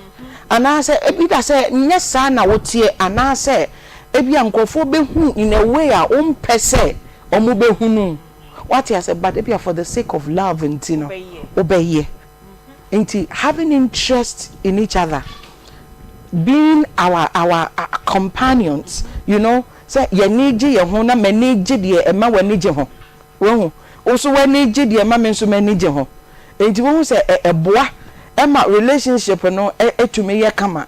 Enti say ya ma ye ni ana ho na ya mboa ye ho na ba enhu no adekra e ma Aunty Bea nije ye enhu na de a e ma your friends a relationship ni gina na de anigye eba relationship ni mu a wo be hu say na ye bibibi na metie maame bi no ka se ni kunu enigye e friend say skating skating na Aunty Bea why African man or no enigye skating na ha ye krom ha ne cars ni be de ni chese reckless driving na be me su fi se ngone ne yire ohun skate ya kwankwan o san ne yire ne ko bi se the man ye ne den ne fe no se ne yire kan ohun say there's somebody who is also foolish like me skate oh and that's how love language, you know, that's what it means for the person. What did they mention as oba so de say enti anopa na meka bibi wo bra station ebusuana na meka say you see one woman whose husband went out or abrichiri and ade be chena meba na ba Africa na unim say be ma no esore ahomache no pie oba no so ye heavily pregnant na ade be chema na ko enti no be ma ni pie anopa mu ano oba enumre 5 p.m. Obaya or the a year kata na ire anim. Say surprise. Obaya wakoto V8 si abontin ama na ire. Na ire ehu ade na no so you okay. Me that's just like that. Afena be ma no for be one hour no na be ma na bibibi. Me pie free efie. Appear her car as a surprise for my wife. I mean, a dear attitude, no. Tibemane catch and say, oh, you're grateful. And no banner catch and say, you see, or no so a dream say, or China Ubeko. And to spend the whole day with me. And to Aunty Bea, almost say, Bemano is presenting a gift, but Obano super presence. What means a love language for the man is a different thing for the woman. Bema no so dream say wonyem me be ko Africa you will need a car. Both of them are not wrong. Okay. One would dey mention as communicating here. But me say me say oh say e kire the different types of people like wa aware mu. Oh anyhow we thought that say one emotionally stronger. Ubetimi egu aware in a split second. I see. Because them na dia be chiama nako mekoi oba no you know the movement enkwala san kan no enti na mento car ma no but say be amekwa oba no so fi say wo beko enti no spending the whole day. What you say? The man wanted the present for the wife, the woman wanted the man's presence. What you say? It you always say PP presence in the present no ni nyina no ehia obi a. It you always say one you're interested in each other. What makes the relationship? What makes you happy? What makes me happy? Oh, me kunu de ebia say ba sex kra na say me de ma me kunu as a gift and I say me de show up. Oh, say Aunty Bea sex bi wo ha. Sex who say we de catch you kunu say wo do no. What they appreciate no. So what they mention I say what they appreciate you kunu say ene de ade a waya ma me mani so. What you say? Eno kwa ne se de obesia no. Na ya wa on say ya dutiful sex. Duty. Sex as a duty. I said okay. What you say? Okay, ye juma. I said what bread but you must open up for I mean excuse me penetration and I say what you say? You must open up for Aunty Bea and I want dear as a intentional sex. Say na dey said that aye won. What you say? And you told that who say ebia ene dey me here but na nipa no so you ready. Wa kono be adwuma mu anasa nyema bi nkoye ye wo chese oba afie mood o de ba ye ne dey also feeling no.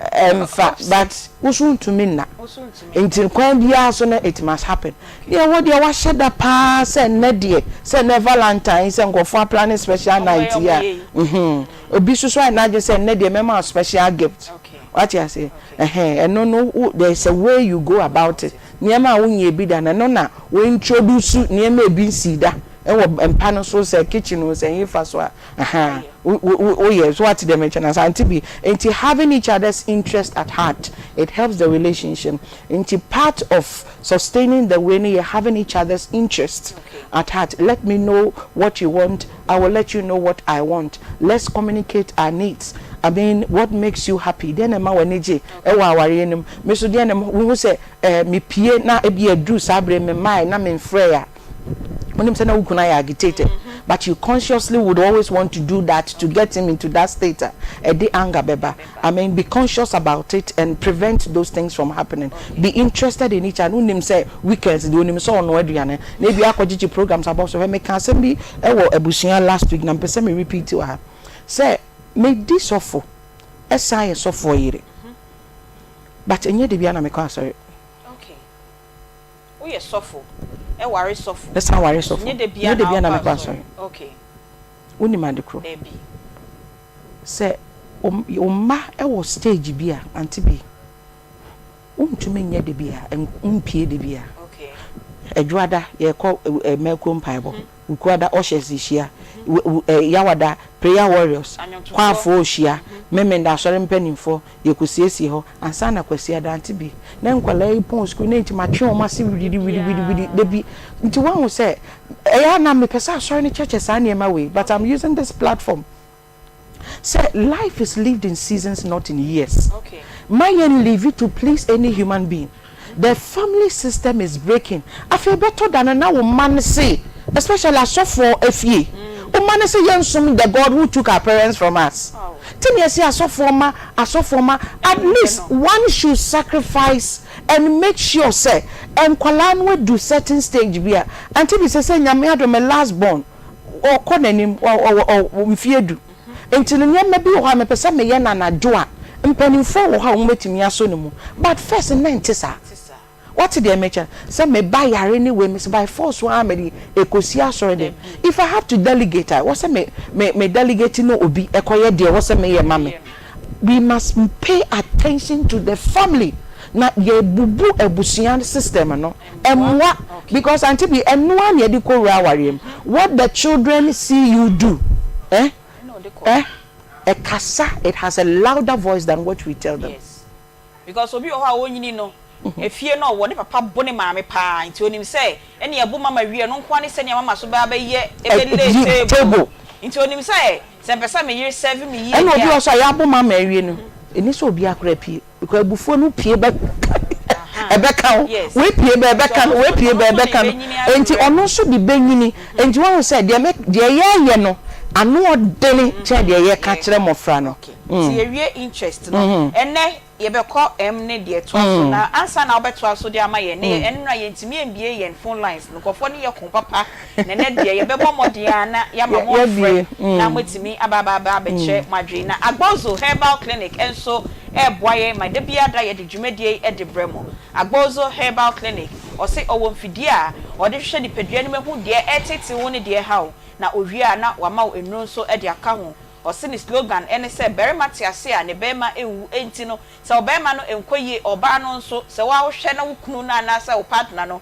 ne niama enkoye wo mpam emfa ma wa fa no ko agbozo herbal clinic nyarewa o hwe ebi ye typhoid fever junsomo nyarewa se wa koti STDs enemo nyarewa hodo no fa ko agbozo herbal clinic Kumasi Owode Chem Sume 5 Old Insurance Junction 0553417752 Enkwan or Kwashiman obey Ohinina Himfie ho 0241750282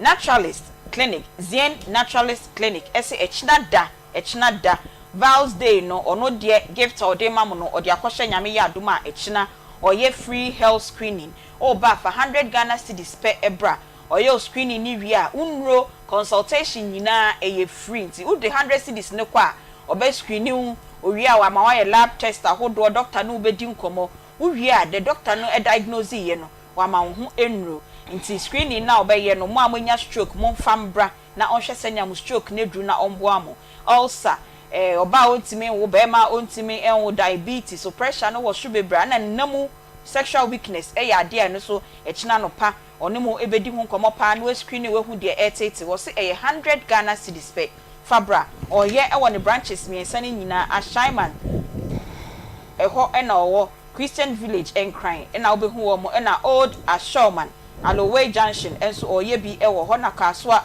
Tuba Mama Africa Junction eho nso obehu omo ewo ho nnom eho na obekọ na wakwakọje ayarehwe opese onye omudi enkomo a 0246594171 Home Sweet Cereal Legume Mix enso Tom Brown wheat emo na soya beans na ye dia ye Home Sweet Cereal Legume Mix udi sija so 30 minutes pepepe na aben ubenya bi ewo poku trading KJT Dr. Mensa edum KO ebu akwa ofin so tano so na atonsu opedodo etu anu afre 0246697358 0546921728 Charistic Venture says Zahara Nupano odibia bedwaman so ubenya bi se honam ya wo ya enam yare wa hodo nyina ukodwaman so a wo se opez Zahara enupani bi ato for omo ewo 0246348334 and 0248569335 now when him say enkranso etimi enya cancer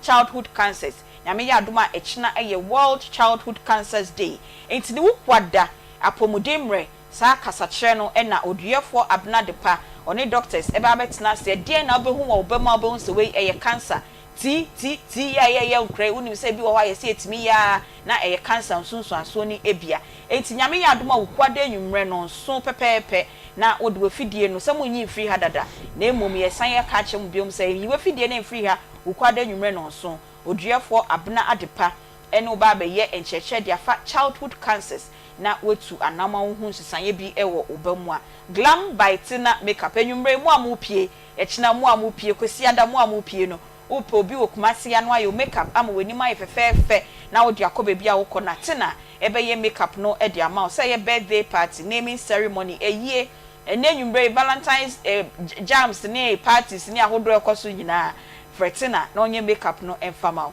0544466280 0544466280 freno na onye makeup no enfama Reverend yembra yen kasa che no so bi na fe ye ko m no so in the way intimate no ye ko m no so a m no ye managing your emotions say be ya obetimi sustain odo no or relationship no utu suya so obetimi manage your emotions no okay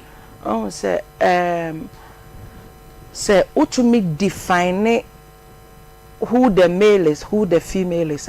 So we said the obatia, now we said the obematia. We are two different people. Two different people. Nyame nyansafo. God of all wisdom. So onimu nyansentino. All my varieties. Wanye nyina pe. Even as the woman, we are different and uniquely unique. Sana bema susutie. Intino say relationship ebeye we na ubehunu. Excuse me, ubetimi manage we emotions. No who say suya said ye bema dwene. Okay. Ne suya said your bad dwene. Who say ma most often ye dwene fire thinkamo because we are emotional beings. Men are straight thinkers, men are logical. On say science a prove say men are able to see well on a straight line.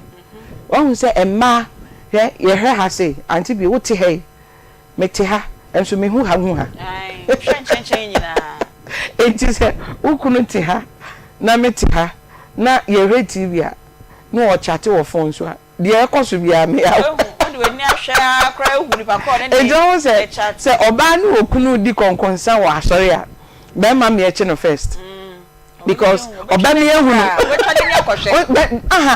this a be ma he men are attracted by sight only the me hunu ma giedi sana be mate and you can't blame them sana nyame ye wo mo men are straight thinkers, they are logical, project driven. Oh say omo ye focus because men are born into work. Inti no say ena me hu no na say so ne yeko no. What you say they are visionaries. Sana nyame ye no. But oba ye she's created as an emotional being. Oh, enti e dwenefy atenkem to say to da utimi raise ayi bia ye we afa na ohwa na afa emotions ma hu say wan kasa yi. What you say? Now, my listing here maybe will have okay. I want people to learn and benefit from the knowledge. And one was a mature point to be what has said. How do you process your feelings? Say, how do you deal with disappointment or frustrations? How do you deal with anger? Say, ukunu shall one went to me and this one. Say now first or react. And now mature has said, if you learn to manage how you feel when things get on your nerves, it helps to sustain the relationship. And yema esha say get to a bufu ebia ukunu ne bia be fie wankasa yi anase bia ne me bia nkoyi ama bema. How do you manage it? But Aunty Bea won say na feelings are peculiar to each other.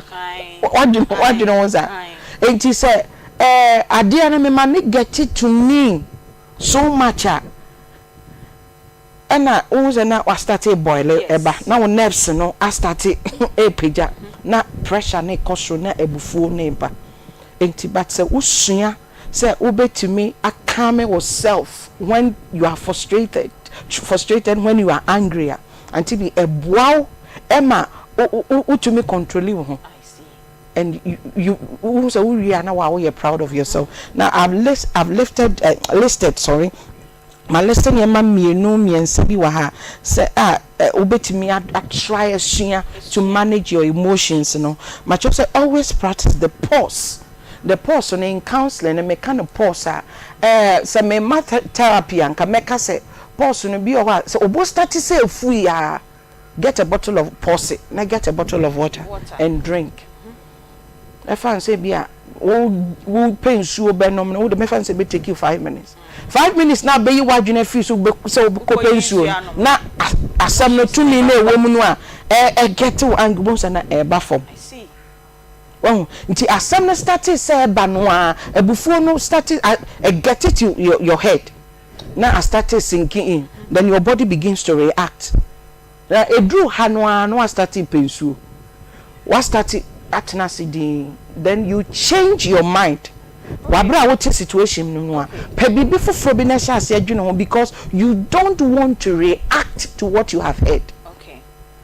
Person wo body no anasa wadwe ebe ma ebe express atinka no a wo feel no because it me pia enko yi but won say wo be wie no so no na wo tira anye yi a o ferefo bi na bia wo de abufuo ti de bia me ka say usua saniema we are Aunty Bea, you will learn to relate with people based on who you are, not who they are. Yes. Until you are kind because you want to be kind, not because somebody has been kind to you. It is a wujunisa. Oh yeah, be papa. You don't expect something in. Oh, it is not a conditional goodness now. Oh yeah. Name of oh yeah because I am just kind. Okay. That is who I am and how I want to be.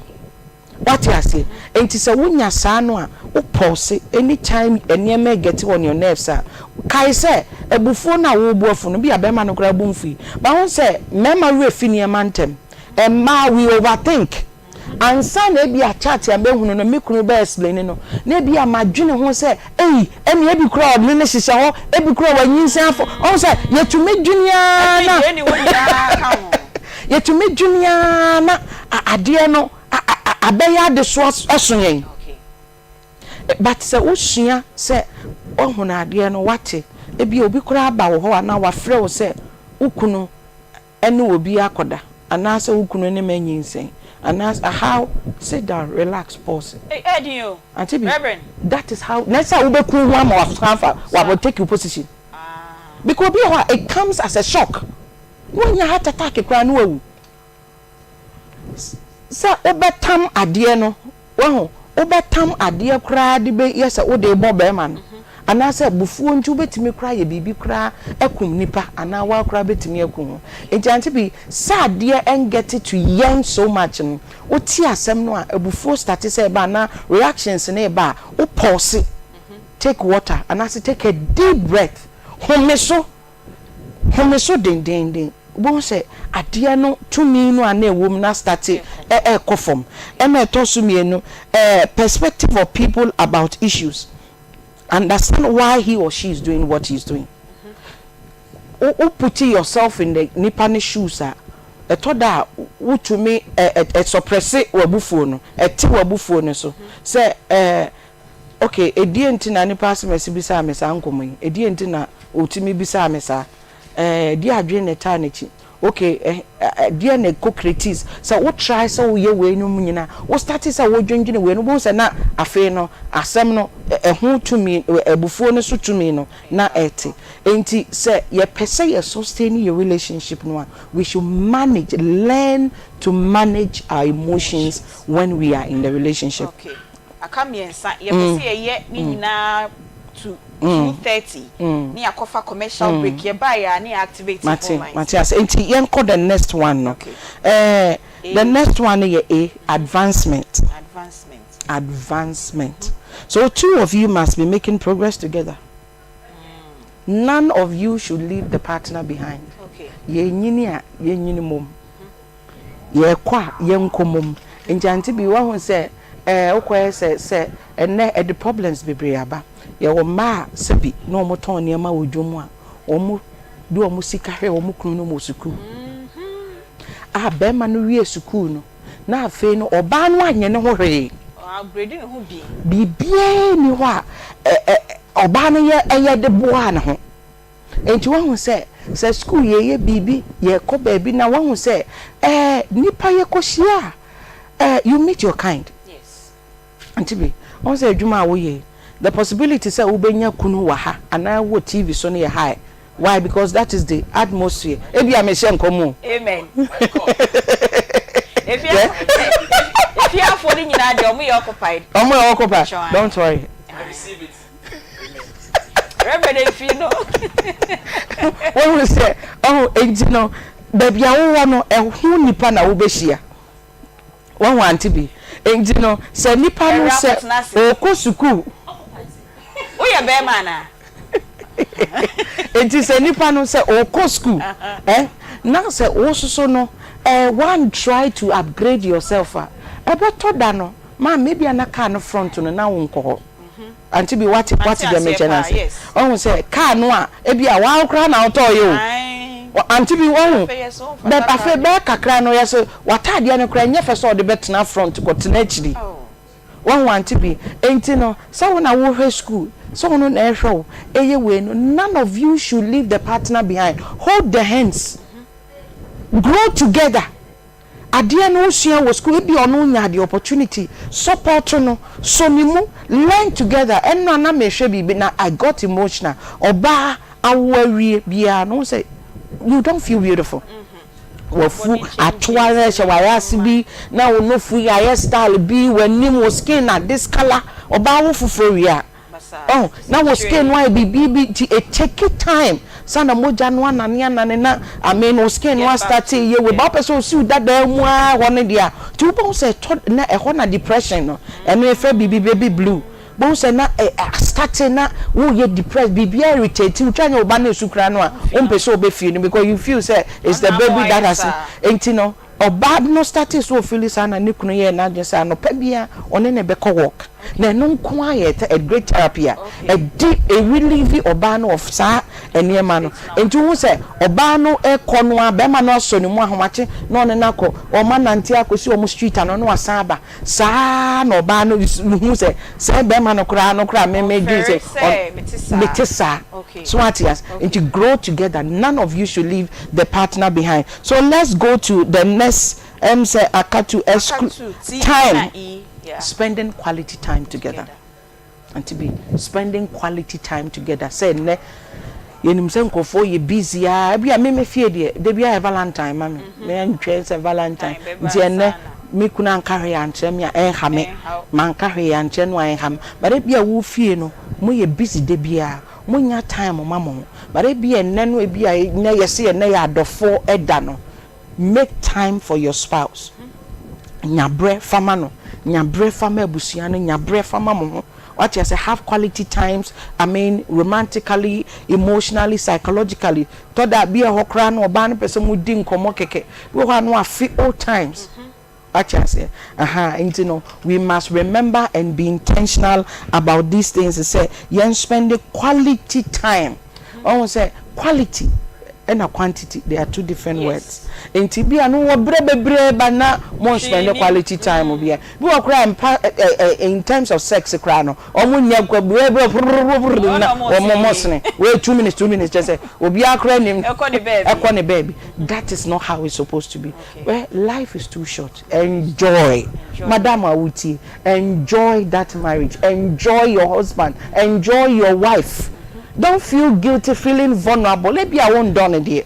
But I won't done a partner intentional open relationship or no yes sustained or done Kenya. Me per se obwa partner uchumi anyway. And the last word E. Exclusivity. Excluding all others. Okay. Me no neko. We could share bema or ye jealous. Who say there are some people or no one can show you so wife. But upia bontia no okay catching go for say yen kwa sorry. Ya wo hana Dickin. Yeah, hello daddy. Hello. Yeah, hug you we but now one kasa wo dia wo ne wo fie no ntumi nkan. Excluding all others. Bible say, "On see every wire cry no Bible can say therefore shall a man leave his father and mother and shall cleave unto his wife." Near count to us. What God has put together, let no man put asunder, excluding all others. Into yanya nyintumu say and sana yen nyina no yebetimi sustain ya warrior no na che say ye yadwene say we excluding others. Yen sustain ye get to know ourselves, befriend ourselves. Let us be intentional. Let us be interested in each other's needs. Na yen boy ho say the be warrior ne de bia because ye ofie no eno na ye manu hwe nti yen boy ho say the be bibia ebe kama. What they mention? Aunty Bea, there's this one point I would want to make. A support to all the points we have raised and with the word intimate. Some person warrior ni sustained anyway. Debia no Aunty Bea, go back and act as if you first met. Hey, when him say, and now no pa will be fair or ebusia. Aunty Bea na esre say o say wa friend na ira no pay no ka che na ira say me do happy valentine oba ne ka che ne say ade wa fon kwala bi man na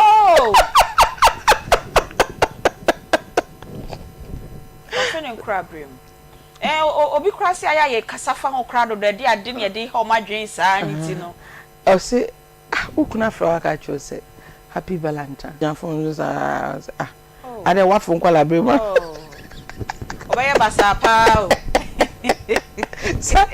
the whole year won't have been na and net na obaya almost a member bebre nyade I love you kan obi o ha just wonya orgasm and san wa kan I love you just oyede onya orgasm and san wa kan I love you sadia won kan hon kwa no betimi aka no na so mani gani ya fantete no engineer na ye can let your children know you love your wife. Okay, what you say before I be call commercial I 2 minutes near call commercial break ye buy ya near activate and phone lines say me bisa for me man say oba ni muade omuade kra oba sa no oba dey na ensem we nyina waken.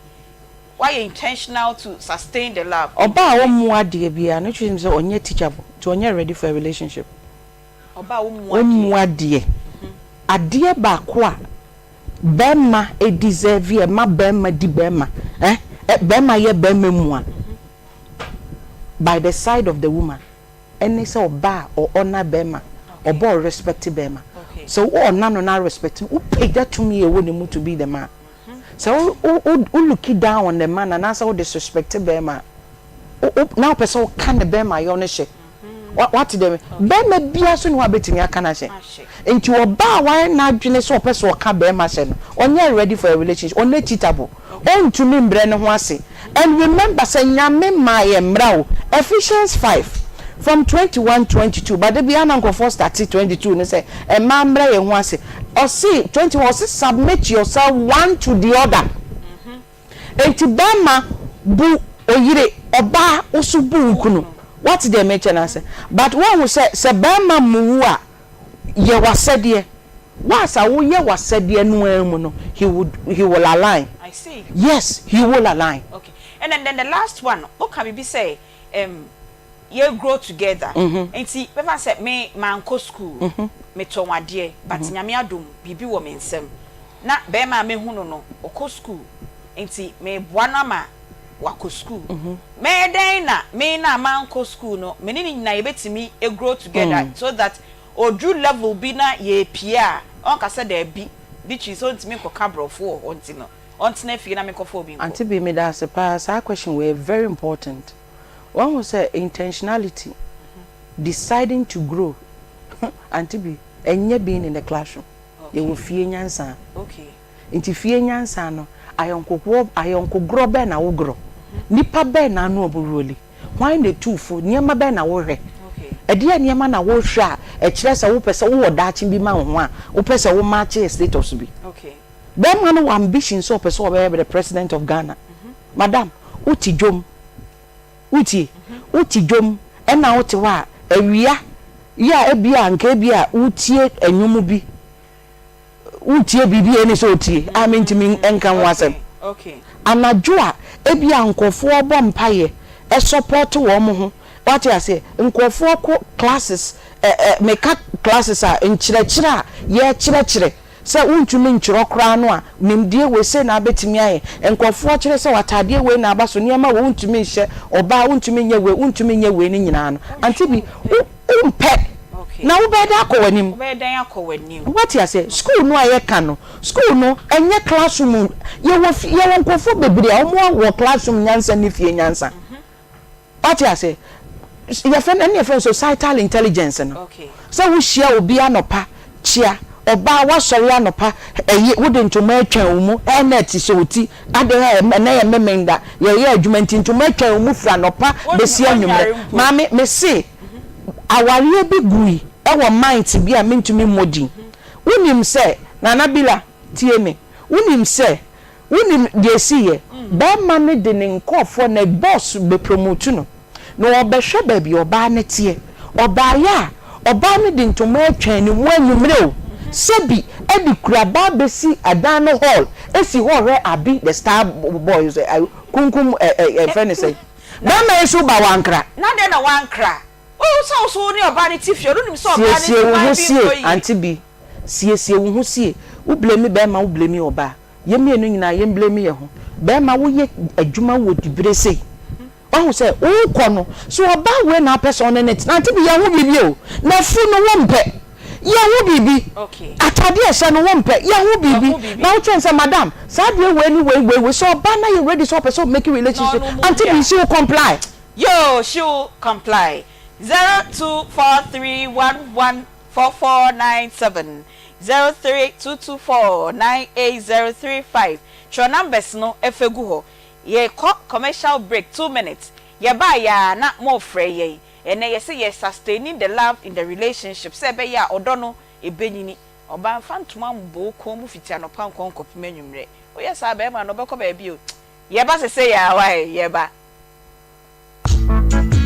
middle now then I would say why you stay for sano ono kwano no jama wa bre akos senior mensa ne menamu twetwe no emu ayetitiriti mentumi pon sori wo hu na enwanwa enu am free dwom bae na me ka kire wo say mato 3p garlic mixture ba enti numbi ansa na wakoda me hu ya ne se wada se wanom 3p garlic mixture emma moja edu mu afusane no echeyi natural garlic papa bi ene ye dia ye aha na no na madam fu kofimpo ka kire me say be work natural health fufuo bi bidro bi omodi aba ye fe no 3p garlic mixture wo ko tojo ne waposo na asori a wo complain no se wonum 3p a ebejane se hum edro yi enye ma pemfo e ma wo ma wo manofo ananse nkoda wo nyanya mfie dumienu FDA agi adwedie nkratso yi atum 3p garlic mixture yi obenya bi wo mamu pharmaceutical shops and herbal shops nyina mu bokuma se obenya bi wo Misty Herbal, Colinac Herbal, Apidang, Danny Herbal, any Angelos, Fred Piwak, 024-89-288-24, and 020-100-0021.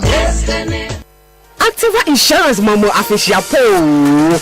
Koto ana renew motor insurance ewo Activa Official Papo mu buyimu. Menya achede bi tise free fuel coupons. Car duster, any achede Activa actions so dear ewo so. Dial *7 ewo relationship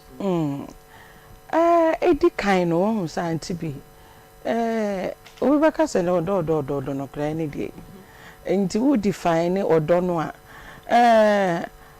dictionary ni be che so odo ya atenka unyama obi a wo penasem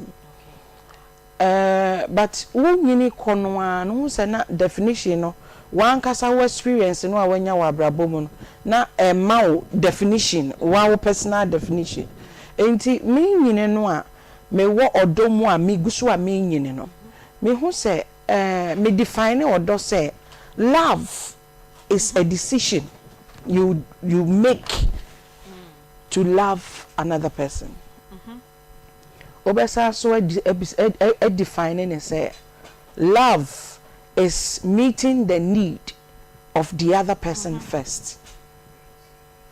Into that definition with me, no. Me who say my relationship any no. Sa definition me anyway. Into I say me anyway na mediama relationship biya me remune. San say obi anywhere or relationship biya more without expectation. Okay. Your relationship more with expectation, but not.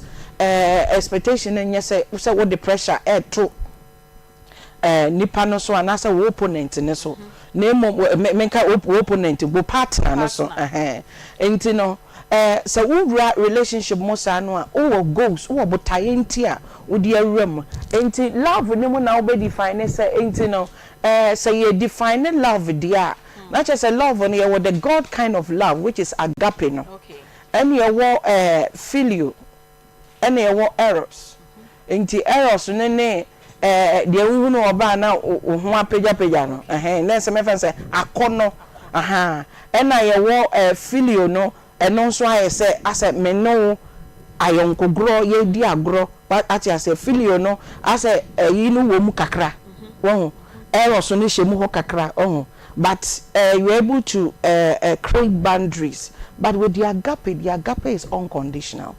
And that is the God kind of love. That is the God kind of love. Bible say over John 3:16 say for God so loved the world that he gave. It is obi do obi a odene homma no. Enti wodono nyina nye achede. Won say me ka achede a enye say achede say wodi bibi che.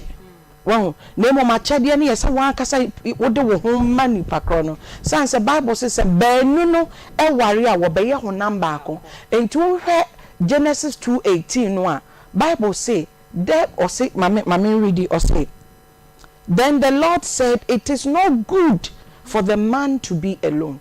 Not just say it first defined why marriage. It is not good for the man to be alone. Or says, for I will make a suitable. Let me read the amplified version for you to understand. Or say, now the Lord God said, it is not good for the man to be alone. I will make him a helper, one who balances him, a counterpart who is suitable and complementary for him. Wow. And that is where I define the purpose for marriage. Is to complement each other. Aunty Bea, I'm in the life of my spouse to complement him because God said it is not good for one to be alone.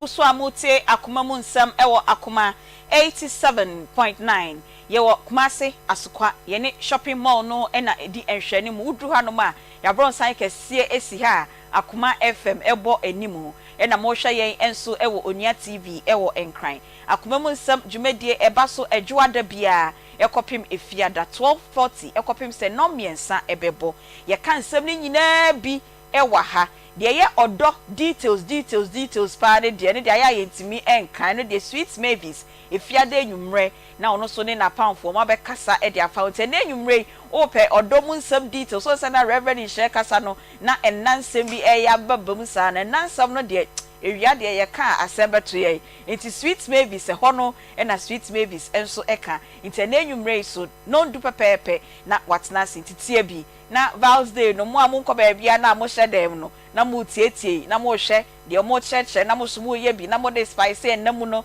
na de bia banche da ho ebo no eno en sustain love no e ho relationship ni mu na so wa sem bi na pesa ya de breye ne ka wachini a unya ba bia fasam no nko but wo pesa wo be share na ye boawa wo be fresh number way 0530 507 849 0530 507 849 eno ena obefre sabre die ubetimi afre yen 0243 114497 ena 0322498035 ye kasa dia fa odo no kwan a ebetimi ama odo no atena seye aware titiriu pa ena empna ya na se empna twen desin aware yo obi abaso. Good afternoon.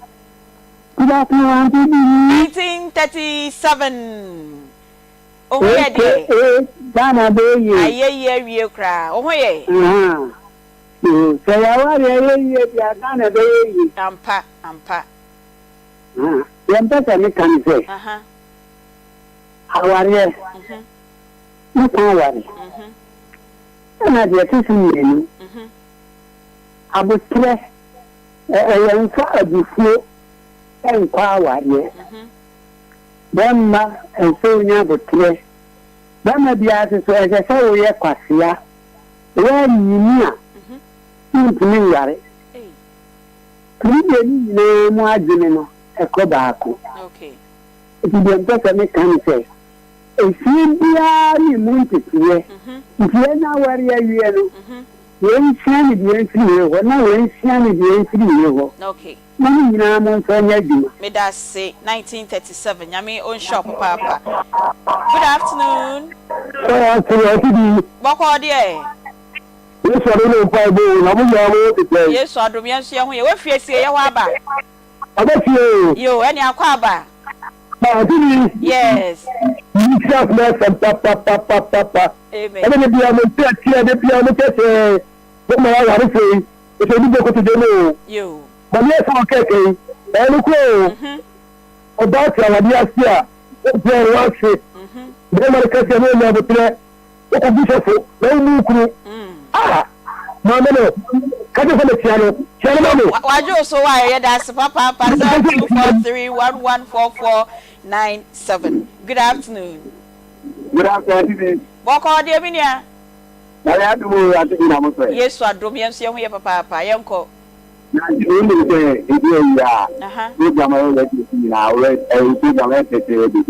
Sawe hu yeda mwase. Na Aunty yes. Oye so mama na kanba. Oye sofu mama and the one tell nyum na boy na osan to nyum oye life coach oye bibia bi. Osan marriage counselor. Aunty yes. Enyo na dia. Enyum no. Onu ani dia. Onu na etu no. Ai yebese am na to ba akokra se aka o. Na ene wa educate pa. Okay. Amen. Yes. Akwese wa ye mitio. Yo, that's akwese wa nyame sha papa. Ono ne taxi de bia ha na da. Nti mo amuti nyina so no mutie ye. Good afternoon. Good afternoon, Nato. Nyame na adumbo kompacha also. Na adum bacho cancer and person that nyame sha pa. Amen. Ono ne fe no so. And that so for very already ya was order now to now we na and then we did my be but among us of akonya mama no ba so be binifa sanje chewe je chewe yes of no kwa so but we need to say that simply ana catch you know catch madam sinami shan ba mi number yo ye wi a ye number na ye production number no ofra ye the number be ma ye wie be bisa so ye comfortable so the number be to just so dia no dia to just ko ma prof asumudwo no kra. Good afternoon. Good afternoon, ma. Yo, udi baby akasafi. Yes, me Abraham Kasafri Accra Labadi. Okay. Na nida osofu mamias. I want to change here or the abreye. Na nida na si papa for apa me se ma be be e di free mo. Na me no ba bi eti. Na oba no onye kuma baku si. Sebanu we ya me e president say 3 years e di ko 4 years. Na bibi kakra ebufu bibi kakra ebufu emma because of me be man no nyama was me expressing home no like me expressing home me be man I was like bibi kakana ebufu no dia dia no sa nyama no majai ba onu bibi kakana me ni den en trese bon komo c'est là que les trese kakra c'est bon komo. This a mean kasa, and I on what of fashion be bar. This a mean come to me. Although say no kasa, oh, as we do can get a buffet, and I say what I saw, but one of studies or the matter any day. Because of Yenty, meaning trust a bon come. And also the national how many years? Also the national how many years? Hello? Yeah, meaning there's 3 years every 4 years. Before now, what's the name? 3 years, 4 years. Reverend Bea, you are why? Yeah, that's Papa. 0243114497. Good afternoon. Hello. Oh, TV. Hello. Young another one. Good afternoon. Afternoon. You. Afternoon. Boko me ho ye also eh. Yes, we know that's of money after You. And now what Ghana, you know, yes, you have to say of money, and can be anywhere but blue. Yes. Mammy, you are especially a man, you are someone walking you. Then maybe any year, I won't talk or now, because you can be a him, look at your crown or your missus. Mamma, someone walking with the hell, actually, that's you. Not gonna form my media in here. Yedamasi, Yamin Shamu. Good afternoon. Hello, good afternoon. Good afternoon. Obapa. Yeah, only one from Pa or Peja on the crowdy baby Alcasefi. That's all. Minister. Nana Bilayan Tini, Kayan Fafufro. Hello, good afternoon. Afternoon, madam. You didn't be a coffee with Tema. A coffee patch also, my one also crama. Tema, a coffee. Okay, it's you. The Mr. Mindy San said, first of all, Mr. Madam was a pa or the Maya Elsa said me who we did that. And then I'm initiative in GC Banana Michelle me idea. Akama Kuma Panya no Shram. Amen. The same baby say, why worry? Na ukuni or 3 kakesh now kase or ko juma ba 2 years 3 years ansa na waba nso a on 1 week na oba no se see ade afun obeja ide no so oni be ma na aware yo na okaka okoshema 3 years na waba ba ko mpacho oba na wotwe na osi osia akọ 3 years biem mpacho kan mpacho ochukọ ifa osi ochukọ nije wono ochukọ nije no akọsha 3 years yo na wana akọse awamba yen but oba no die wa uba ko na onu si yo ni jiri ho ti oba no ye ni ho ade pesese oba wa wait pacho hold on wait ya wari pa na sempna twa wari baby ya wari wa sorry abusianfo abem o akoye engagement ni bibia yo Reverend Bea, you are no why? What's the media? You have 4 callers, me, na Reverend. Asami up and then come on in my. me engineer 0243114497. Good afternoon. Hello. Yes, good afternoon. Good afternoon, madam. You Udin baby ao kasefi. Mpacho mi sefi kaswa. Yeti o. Mpacho mi pe aje bi ma so no na tie mi sefi. Okay. Mpacho mi mi kunu na eti. Na mi make sure say je o pe bia mi yamana. Mi me fi mi tinisi. O ti mi ko 3 days 4 days and then ọba na so ni me fi ba mi kan se this. Ebi ọba na so mi si ma bo ko na o so pe bia na bia mi yamana. But the area me ya kura ni se me kase me family ana se me ya ya ne de se oba ka se ebia jiska ko also te ana se na me ko pe dru na me temo izi obi chiro de kura ma me se sorry we so ya ni ko pe dru ni na se we di paper na mana oba ji paper ni papa oba ni wa sa di paper na to no Oko already oko 4 days 5 days. Me pacho oyo me da say 3 days 4 days 5 days no aya oko hen. Me pacho na me wa me aya wa so ni me jina na wa ni. O ti bu ko electrician ni. O ti o mo friend ni be bu ko ni jina. Ejuma na so ni wa ba. Anti oba no say ni fi abro no wesi. But I was there. Oba no de ni amfi na ba no wesi. Oh because of no, mami ya wa say. Ono ni mami no tete mi na fi. Enti temi bi ani wa. Maybe e bi amani no problem bi wa. Na me mo kwa ba no wa kasa. Wa frɛ me ya kasa ma ya ti. Enti me make sure say me ya ma dia. Enti ni ma the third person enebe. Embem. All right, yo. Me ba cho reverend be no be kasa why. Enti me fa callers bi ebiom yo. Okay, last one. Hello. Good afternoon. Captain, good afternoon. Yo, na dia wako eche. Ka ye treja o. Captain, yes. One question is last. It's my last eh. Aye, yeah. The madam Asipa. Okay. In Sharon. I mean a church farm. Think na nanti ko tell ka se bi say. Say awale mu kra bi nya nka be ma bi to na ojin. Aha. Ena na me kwa nanti me wa ta na nanti ko be ma nkwa na tinye yi. Drum bi there was so be a Jimmy. Okay.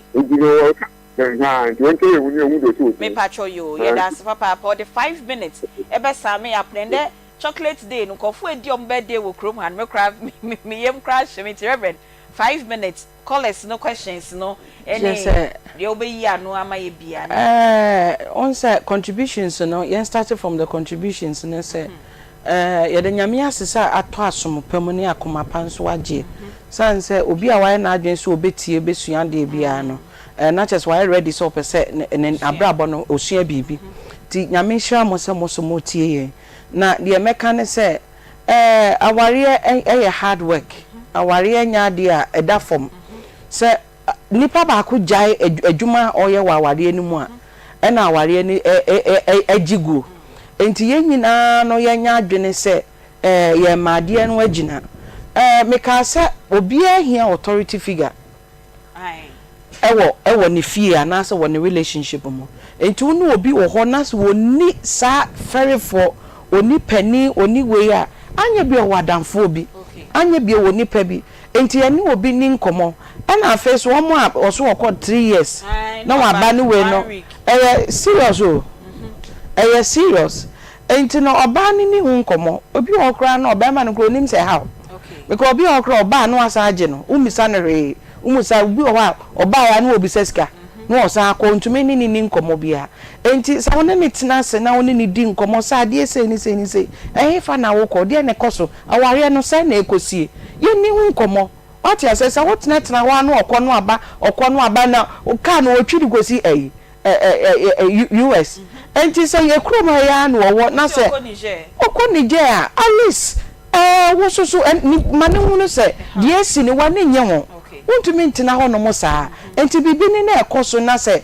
officer we ne niger na ne nyina yatu akotena niger wati ase because ye mi ne wo se kabom ni abobra because bi kra no a wonti fa konti na bi kra wo ne mai na de o se ye friend abufuo no oba ni hia kasa kire enti won seek for counseling so wa sorry and na say obesiki for professional counseling me feel say bebo na won say ma kire niam bi so a nanka emotions ne babufuo ne ba niam no keke bom sa na wani nyim wa niam anka betimi aye said e be ya ubetimi a prevent niam e betimi yesi echi menya client bi na client no ono ne bufu a okeka plate 12 boso no apai ni nyina and wani ni kunu fie nyame ado no mo osika plate e wo fie wo nyina asan na aware no gu ye because onya hwemo no enti no woni nipa ni relationship ni mo Aunty Bea enkomodie mu no abufuo bi beti to da ye nso so ye ho hwe bi se nipa no ne bufu a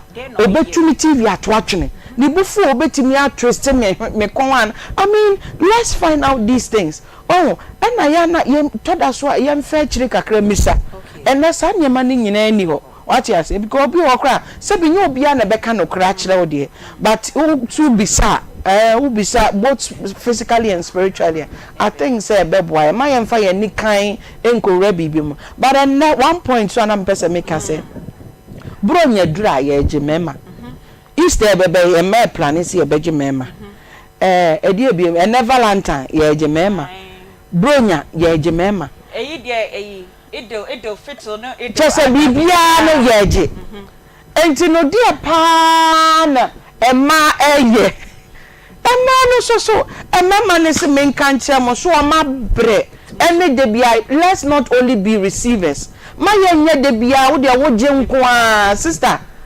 jibunu mesre wo jibunu ene de also sister ojiegum ene de kwa de aboye di say sister Fakonu, also Fako. Sister, also Fako.